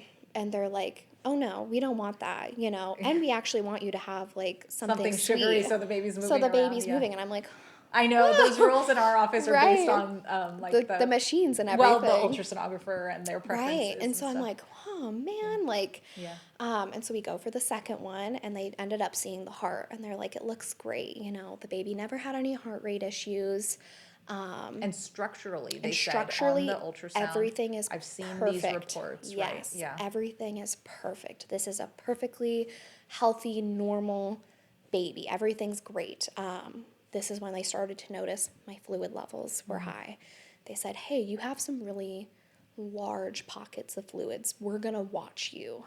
It's still early, I'm only 20 some odd weeks, so they're like, we're just still going to watch it because it could resolve in a few weeks, and then I went to do an anatomy scan where in town, and again, everything's great, everything's perfect, heart looks good, everything looks good. This is the part because I feel like there's this like impending story coming up of finding something, but it's like most people have one anatomy ultrasound, but you had the first one, they did call you back because they wanted to look deeper into the heart. There was a second view. There was a third view. These are 3 different ultrasound technicians doing it. Right. Everyone said everything looks perfect. Right. So we're marching along. And then I'm still being seen by high risk. I'm getting further in my pregnancy, so I'm going to see them more often. As you get towards the end, they see you more often. And then They do some antenatal testing. They check the fluid. They do that kind of Right. testing on the baby. Yeah. And so I went back and they said, hey, you have too much fluid. I think I'm like 28 weeks now. And I'm like, oh, like, what does this mean? And now I'm Googling again. Google, man, it really And gets by you. the way, you've had a gestational diabetes screen, right? Yes, For diabetes, and I it's passed, normal. yes. Because a lot of times, and this is not the only reason, but polyhydramnios, or the word for too much fluid, can be a sign of diabetes. Right. God forbid, it can be a sign of genetic issues or syndromic issues, but you've had a perfectly normal everything, Yes. chromosomal testing, genetic testing. The ultrasounds have said that they're all normal, and then rarely we can just have something called like idiopathic polyhydramnios, which I think is what they ended up calling you. Is like, we can't explain why this baby's making a lot of fluid. And so, they were like, we're really, really going to watch you. You need to be like extra cautious, take it easy. They like explained to me the risks that, my water could break and then That's the the high cord risk, yeah. could come out and like just all these things could go wrong. And I'm just like, oh no, like, Oh boy. Okay, here we go. here we go. I'm like, I'm now like far in my pregnancy to where I'm 28 feeling weeks, comfortable, yes. Like we're doing this, we're making it. Yeah, because 28 weeks is a baby that will survive outside of you Right. with the help of a NICU, after 23, 24 Right. weeks. So this is a baby that's Right. like, we're really, Yes, I'm planning my baby shower. I'm doing the things. I'm getting all these moments that I like hoped for so long. Yes. And then I want to say it was like I went back at 30 weeks and they're like, "Hey, it's even more." And I'm like, "More?" And I'm feeling huge, but I don't know. Like I've never made it this far. Is this normal feeling? Is it not normal feeling? And they said, "We think you need to go on bed rest." And I'm like, because they're kind of worried with all the movement that your water could break right. early. Yeah. I walk a lot at work, I have a toddler at home. They're like, you need to kind of relax, and we need you to do stress tests. And I'm like, Okay. And stress tests are where they put the baby on the monitor like 2 Right. times a week usually. Yep. And that's to make sure that the baby is doing well. And not that large amounts of fluid affect the baby, but if there's some reason that the baby is making a lot of fluid, are we going to pick up like whatever that is on the Right. monitoring? So you're getting extensive testing at this Yes. point. And I'm doing ultrasounds. I'm doing stress tests every week. They're checking the baby's position. I'm driving 2 hours once a week. At first they said 2 times a week, and I'm like, oh, I have to drive very far to do this. And they're like, okay, we're gonna do once a week. And now I'm on bed rest. I'm sitting at home. I'm relaxing. And you're still coming to the Kingman office I'm still too. coming to the Kingman office. Yeah. Yep, I'm still coming to the Kingman office. And I pretty much at this point, how our office works, you see everybody. But at this point, I've kind of rolled out. There's Kinda who only there there's are, only yeah. 2 people that I want to get to this finish line with, Yeah. and we're gonna do it. Yeah. And so I'm doing my stress test there, and it just felt tiring to me to drive so far and do it. It felt not safe to drive so far. There's a lot of like Like they want desert. you on bed rest, but you're kind of like in a bumpy car, you know, Right, like going across state lines. And so I talked to my OB about like, can we just do this here, you know? And ultimately, I loved my OB so much that even high risk said they would deliver. They would have me go to a hospital in Vegas, and they would deliver, and they would do the things. But I loved my OB so much that I was like, I trust you, and I want to do this with you, you know? We already talked about plans because at this point I am so large and I'm so uncomfortable that I didn't think I was going to make it to 40 weeks. There was no way. I couldn't breathe. Yeah. And I was cramping, and I actually ended up going in several times before I had my daughter with contractions, and they said I didn't realize that when you have too much fluid you contract more often. And so I was doing that a lot going in because I'm scared. I don't know, and I just want this baby to make it, and I've had such a traumatizing story that I just need to get to this point. And so I started doing stress tests at the office in town, and I went to one. And the baby just wasn't moving a lot. I'm like 36 weeks and 4 days at this point. And I already knew in the back of my head I'm having a C-section because it was already kind of said, like, your baby is flipping a lot because you have so much fluid, and then, like, at this They point... don't engage as well because Right. they're basically just like They're swimming around floating in a and swimming. ton of, And I was doing everything. I Yeah. was bouncing on the ball. I was Yeah, to seeing get- a chiropractor to like her head get down. my hips Yeah. into place so Yes. this baby would, you know, go head Get down. head down, yeah. And at my 35-week appointment, you know, we cheered, me and the OB, like, she's head down. And I'm like, yes, please stay this way. Like, we're almost there. Like, let's do this. And I went to that stress test, and I just realized in the morning, like, she wasn't moving a lot. Something felt off. And I think I always had my Doppler because for me, I just needed that reassurance all the 24/7. Every night I was listening to my Doppler, like, The heartbeat. where are you at, you know, just because I was so scared for my last pregnancy of what could happen. And so the baby wasn't moving a lot, and then it caused me to be stressed out. So my heart rate is, you know, skyrocketing. I'm contracting. Things are just not going well. And so ultimately the OB came in and said, you know, I think it's time, like, let's get you admitted. I think you need to go to labor and delivery. Decreased fetal movement, your heart rate My is getting heart rate. faster, there's something that's going on. Right. Yeah. And he's like, he knew how much this meant to me, that this baby was coming and going to be here and everything was going to be great. Yes. So he's like, you know, at this point, you're far along enough that, like, let's get the baby out, make sure the baby's okay and stable, and let's see, like, what's going on, you know, because I still do have this fluid and nobody knows, like, There's zero explanation. what's going on. Yeah. And so I went to labor and delivery.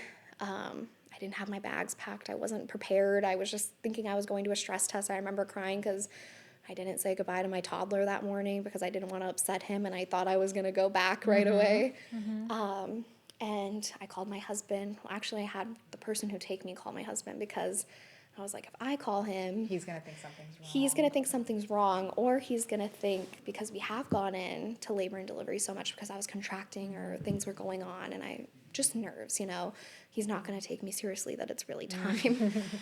So he came. My sister drove down from Vegas to come because we still weren't sure how soon we were going to do this. It was either going to happen that night or the next day.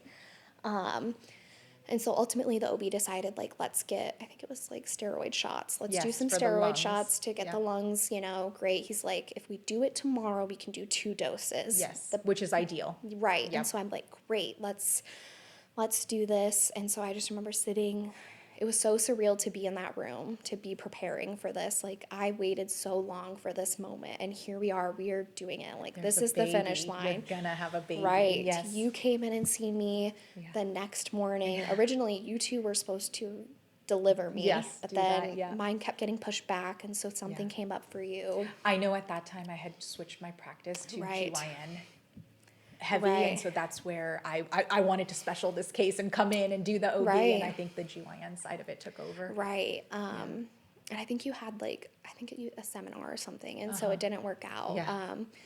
And so I remember going back there, I had such a hard time with my spinal tap. I, for a moment, didn't think that it was gonna work out, And I was so nervous to have a C-section. No one in my family, like, as far as, like, my immediate, like, my mom, my sister has never had one, so nobody could tell me what to expect, what's gonna happen, Yes.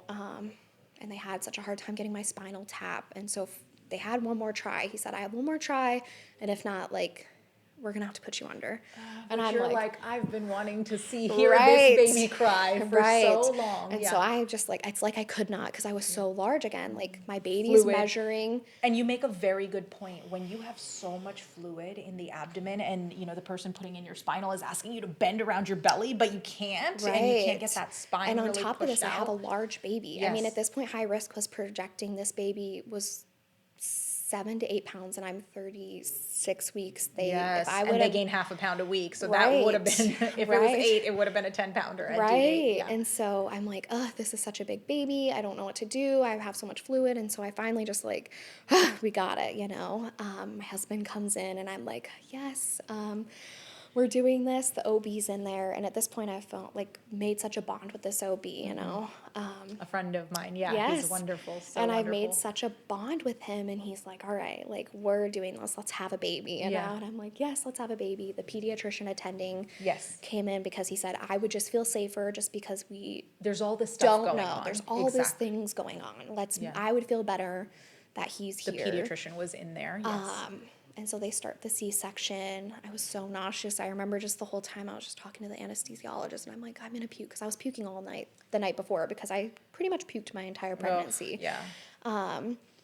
And I'm just So in a C-section, you have the anesthesiologist at your head, you've got your OB surgeon, you've got the pediatrician there, you've got the nurses in the room. But that anesthesiologist, like, especially, is the person that's like you're talking to, because you're like, I gotta throw your up. OB's trying to deliver your baby, so you're kind of just hanging out with your anesthesiologist, like, hey, and you're talking. And your husband's there next And my to you. husband's there. Yeah. And I remember just telling him, I'm gonna throw up, and he's like, okay, we're getting you through this, And I remember they're doing the C-section, and the anesthesiologist asked my husband, like, okay, they're getting ready to deliver the baby, do you want to watch? And my husband's like, yes, I do. And he's like, okay, but you have to, like, promise me you're not going to faint, And my husband jokingly, he's like, I was raised on a ranch. I'm a meat cutter. Like, this is nothing. And I'm like, okay. And he's like, We'll see. yeah. And he's like, not that I'm comparing my life to a cow, but I can handle blood, we're good. Yeah. And so my husband watched her get delivered. It was beautiful. so I loved beautiful. that.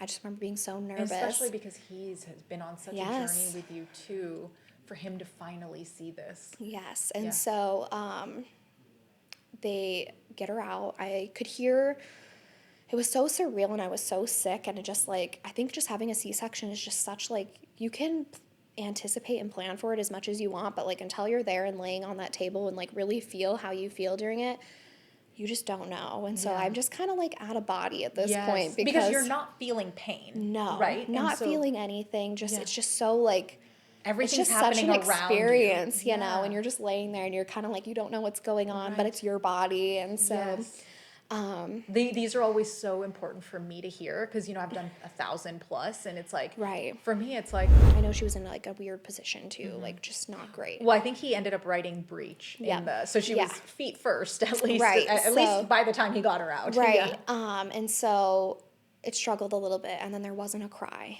And so I was devastated, because I'm like, where's this baby's cry? this cannot happen to me again. This is what I avoided in the last pregnancy. I could not like see myself doing this. I like, where is her cry, you know? Worry in your last pregnancy, you had already anticipated the Yes. scariness And of so that. I'm like, oh, this is what I was trying to avoid. Where's this baby's cry? Why isn't she crying? What's going on, you know? And I could hear the OB and the pediatrician kind of arguing because he's like, I got this. Please go see that baby. What's going on? I need to know, like, this mom needs to hear this baby's crying. Because at this point, I'm freaking out. I'm like, Austin, what's going on? I need to know what's going on. I'm like yelling at him because I'm like, why isn't the baby crying? What's going on? And he's over there. My husband's obviously trying to like assess the situation, you know.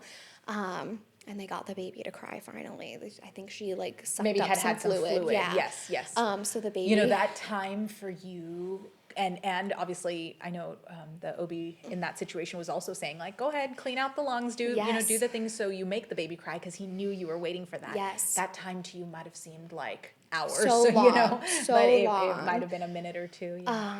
And so they finally get her to cry, and I'm like, how does she look? You know? Yeah, give me some updates. Something, Yeah. you know, and then they bring her around to me.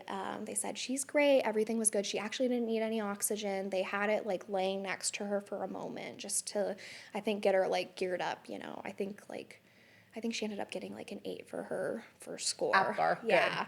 good. APGAR of 8 at the first time, that's an A for me. Yeah. Yeah, so she ended up getting like, it was either a 7 or an 8.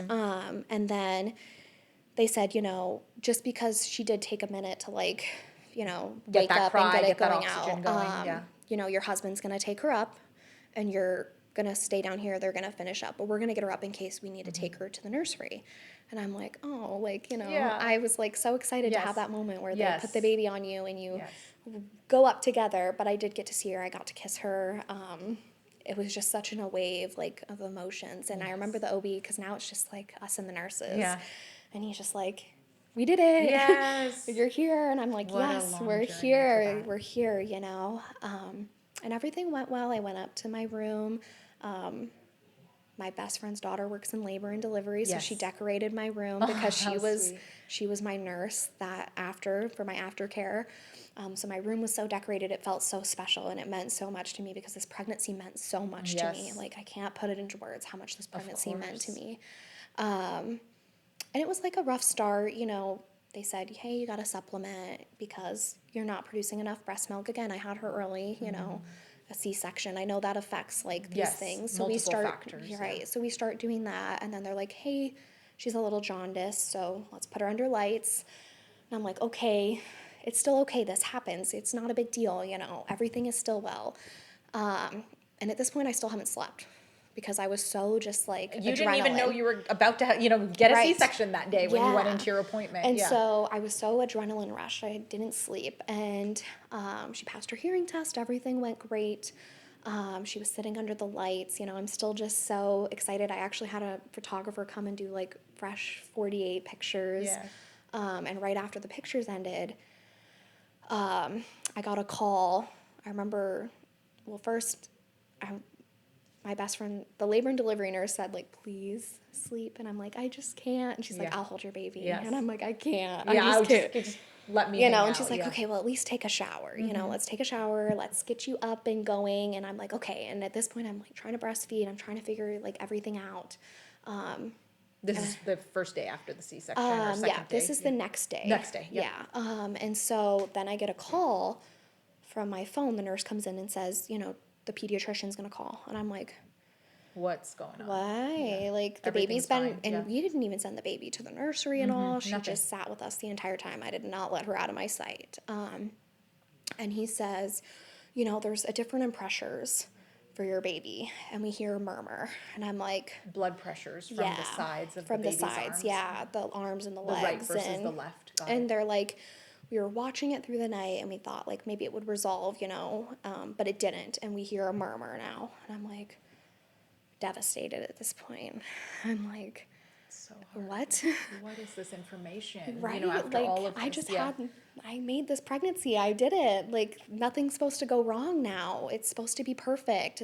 Everything's supposed to be great, you know? And so they're like, you need to go to the NICU. And I'm like, what? Gosh. I just And we don't have a NICU. We don't have a NICU, and it's raining. Yeah. And that means that the helicopter that takes the baby can't Yes. necessarily get And off the ground. so we're sitting for hours waiting for them to figure out where we're going, because Phoenix, we couldn't drive to Phoenix because they were genuinely worried about like her murmur and these And pressures. yes.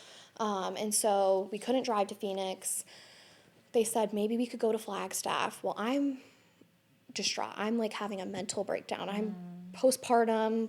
Just Here's had your this baby. You just had this baby. Yes, Everything's going like- great. And now they're telling you your baby has to get transferred to a higher Yes. level of care.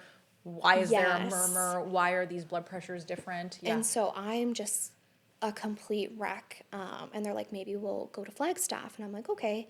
Well, I call the Flagstaff NICU. And I'm like, hey, because we don't live there. So I'm like, do you guys have a Ronald McDonald house? What are we looking at? Can we start making arrangements now? Because I want to make sure everything's taken care of so I can be with my baby. And they're, I talked to the doctor that was running the NICU floor, and he said, actually, I want you to tell them, do not send your baby here. I can run the test to tell you. It's a level 2 NICU. Right, I know that in Flagstaff, and your baby needs the highest level. Yes. Yeah. And he's like, I can tell you what's wrong with your baby, but I can't do anything about it if something needs to happen. So then I'm like, oh, what do I do with this piece of information? So I tell them, can we go to Vegas at this point? What's the situation there? And they're like, okay, we're going to arrange that. Because Phoenix wasn't working out just because of the rain. The distance and the rain. The distance. Yeah. And they finally got us to get an ambulance. They actually ended up putting us in just like a regular ambulance. And I remember just thinking, like, I just got up and walked like maybe 30 minutes before this, I'm still so sore. Everything just feels like You're literally one day post weird. C-section. Yeah, Yes, totally. I just feel You're so recovering weird, from major surgery. Yes. and they put us in the regular ambulance. And I remember it was just even trying to get the car seat, get her in it. It was just it just didn't feel like a great situation. The whole experience didn't feel great. My husband's flying because I tell him, you better get He's there driving, yeah. before I get Yeah, there. yeah, And I'm sitting in this ambulance. I'm in so much pain because I'm strapped up and I'm just uncomfortable. And then the baby keeps crying because she's hungry and I'm trying to breastfeed her, and it's just not, it was so How like not a stressful. great experience. Yeah.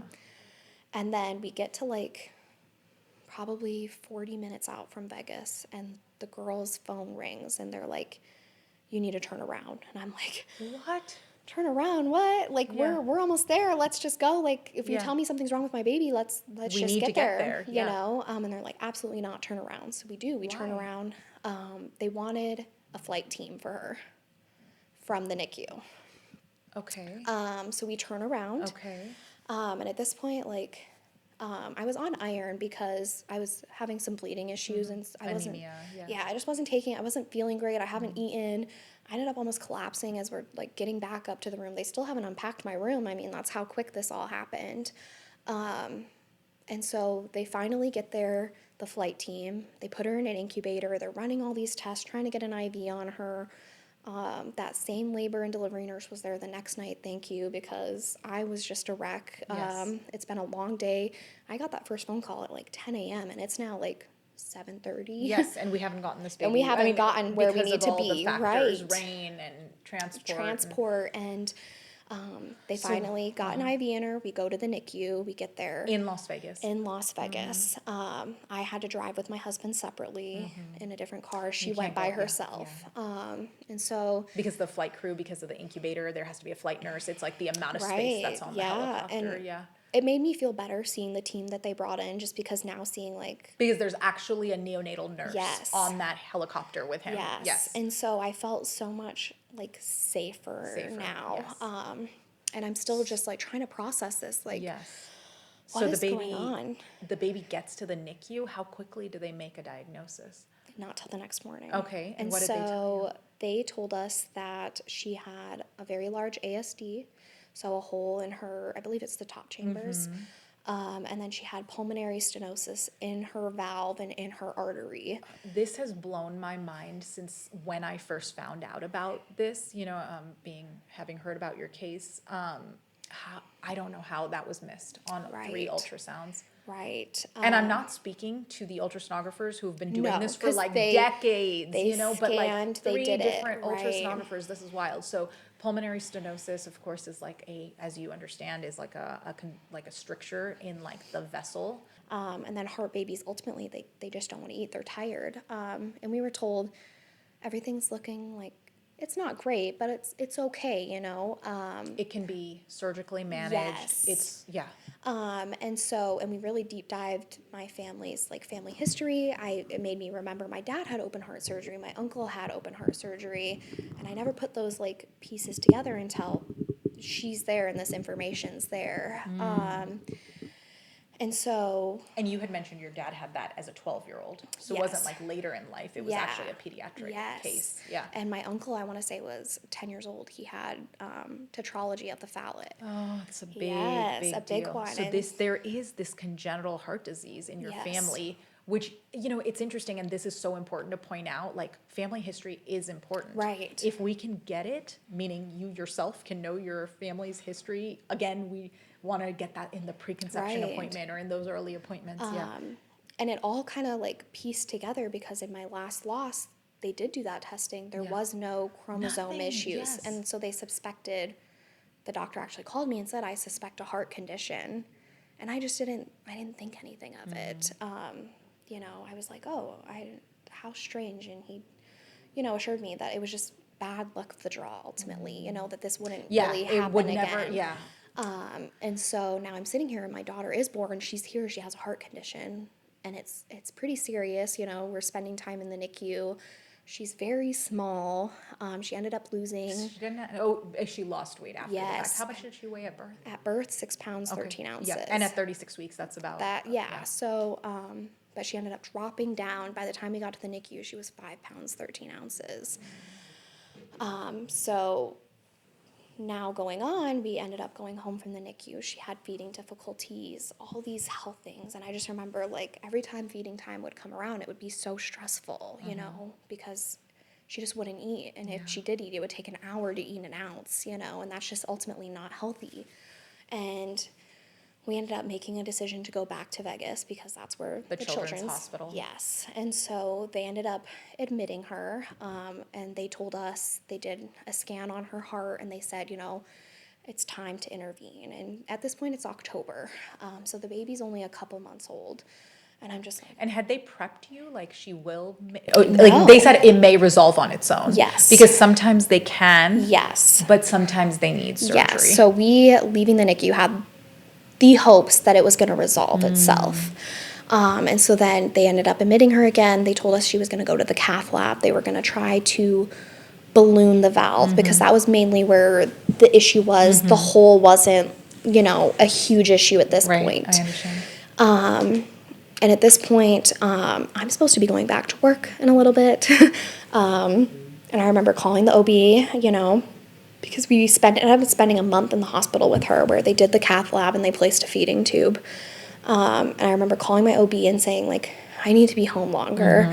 What can we do? Yeah. I'm really struggling with postpartum depression. At least that's what I think it is. I don't know because... Navigating all of this, Yes, being in a different city. My baby's unhealthy. Like, I'm feeling so down and I'm just struggling so hard right now. And I'm like, I think I am struggling with postpartum depression. Like, I'm having a genuine hard time. And he squeezed me in for a Zoom appointment. Thank you, because I was like, I'm in Vegas. I'm not established here. What do I do? Yes. Who do I see? Even just my C-section, I never made it to my You never even had the first week follow-up. I never made it to my first appointment. And so I was texting pictures to the labor and delivery nurse. Does this look okay? I hope it looks okay. I don't know. I ended up going while we were in the hospital with her for a month because I was starting to get an infection. And I think it was just from walking so much. Like, there's a reason they tell you to, like, hang out for a little bit. And my feet were swelling so bad and they were checking for clots and just, it felt like everything was just going not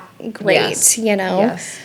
So they ended up placing a feeding tube, and then she came home after a month, and we got to keep her home. With the feeding tube? With the feeding tube. And at this point, she was eating a little bit by mouth, but it kind of, after 2 weeks of having the feeding tube, it just went out the window. She stopped eating. We're just using the tube.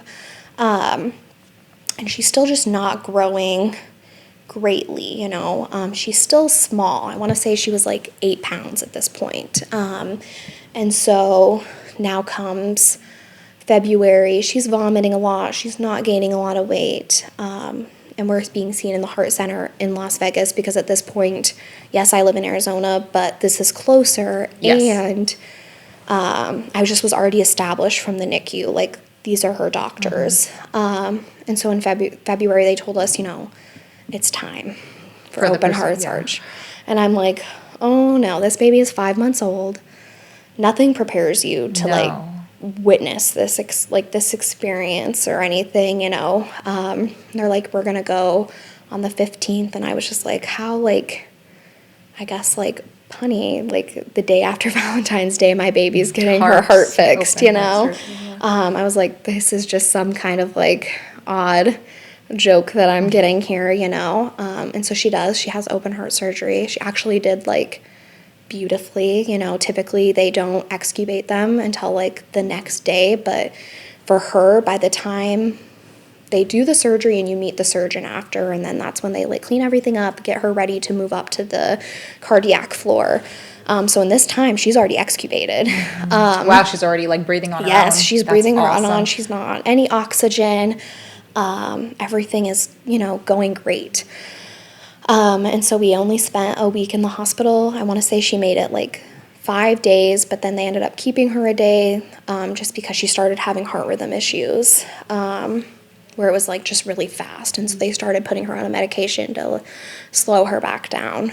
Got it. But we went home. She actually was like tolerating feeds, like still through the tube, not by mouth, but yeah. larger volumes. Yeah, and now she has a surgery to heal, yes. so she's eating larger volumes. That's yes. awesome. And part of my postpartum issues was like I'm going through postpartum depression, and I think it's tied to my pregnancy. I was having issues with my gallbladder.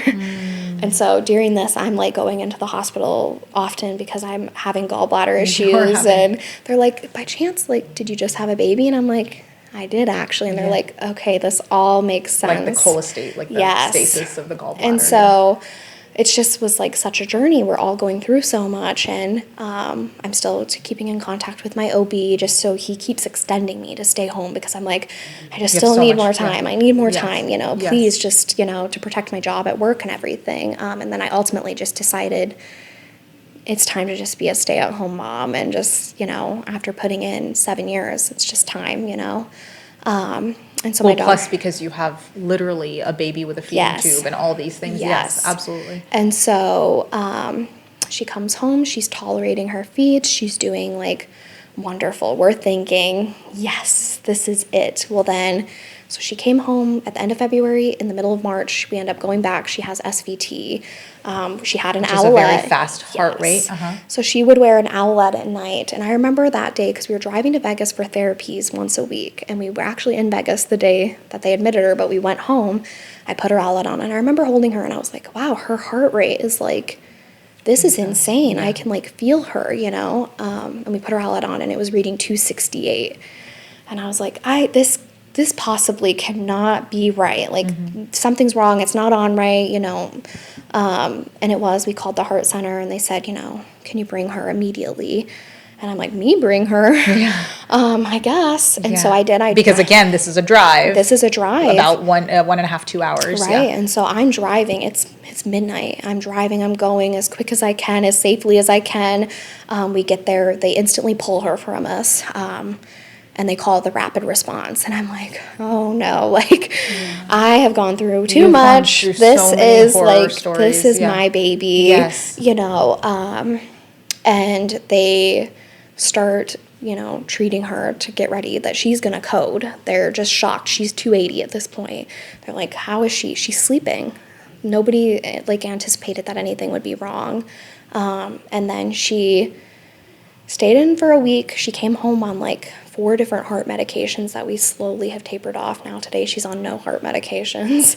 That's amazing. And now we've just got the clearance that, you know, she's good for a year. Wow. No heart appointments. No. Right away, I just want to acknowledge you on so many things for your resiliency, but one thing right away is how quickly you've always acted for her and on her. You know, it's like, even though she had an outlet on, you knew her heart rate Right. was fast. And I mean, that's such a, not a simple thing to Right. notice, you know, and I just want to acknowledge you for like everything we've talked about, the resiliency of going through everything you've gone through. And now in the middle of, I think your daughter's 1. She's 1. Is that right? Yeah. Like you've gone through, even after all of the pregnancy losses and all of the pregnancy work and all of that, and then the first year of life. I mean, this is incredibly difficult. You've done Right. such an amazing job.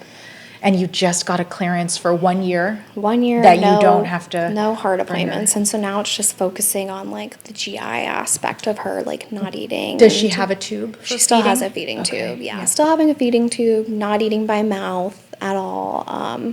So we're going through all different kinds of therapies to work to that point.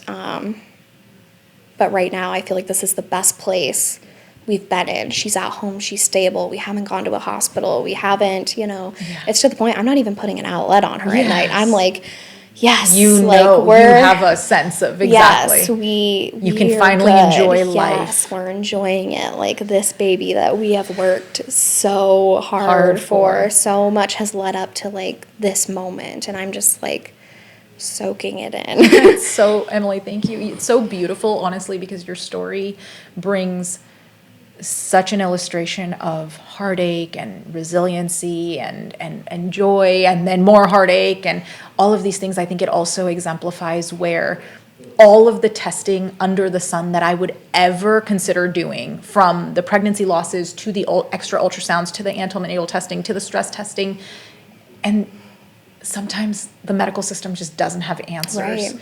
And it's like, I'm actually not here, like in this moment, I feel like I'm not making any kind of like resounding point other than Sometimes this is there where I just sit. isn't. But this is where I sit. I sit in awe of people who ride life, and really take it as it comes, and then find moments of joy in it and find the resiliency. So this is why I knew this story was going to be like, I mean, you had me in tears. Right.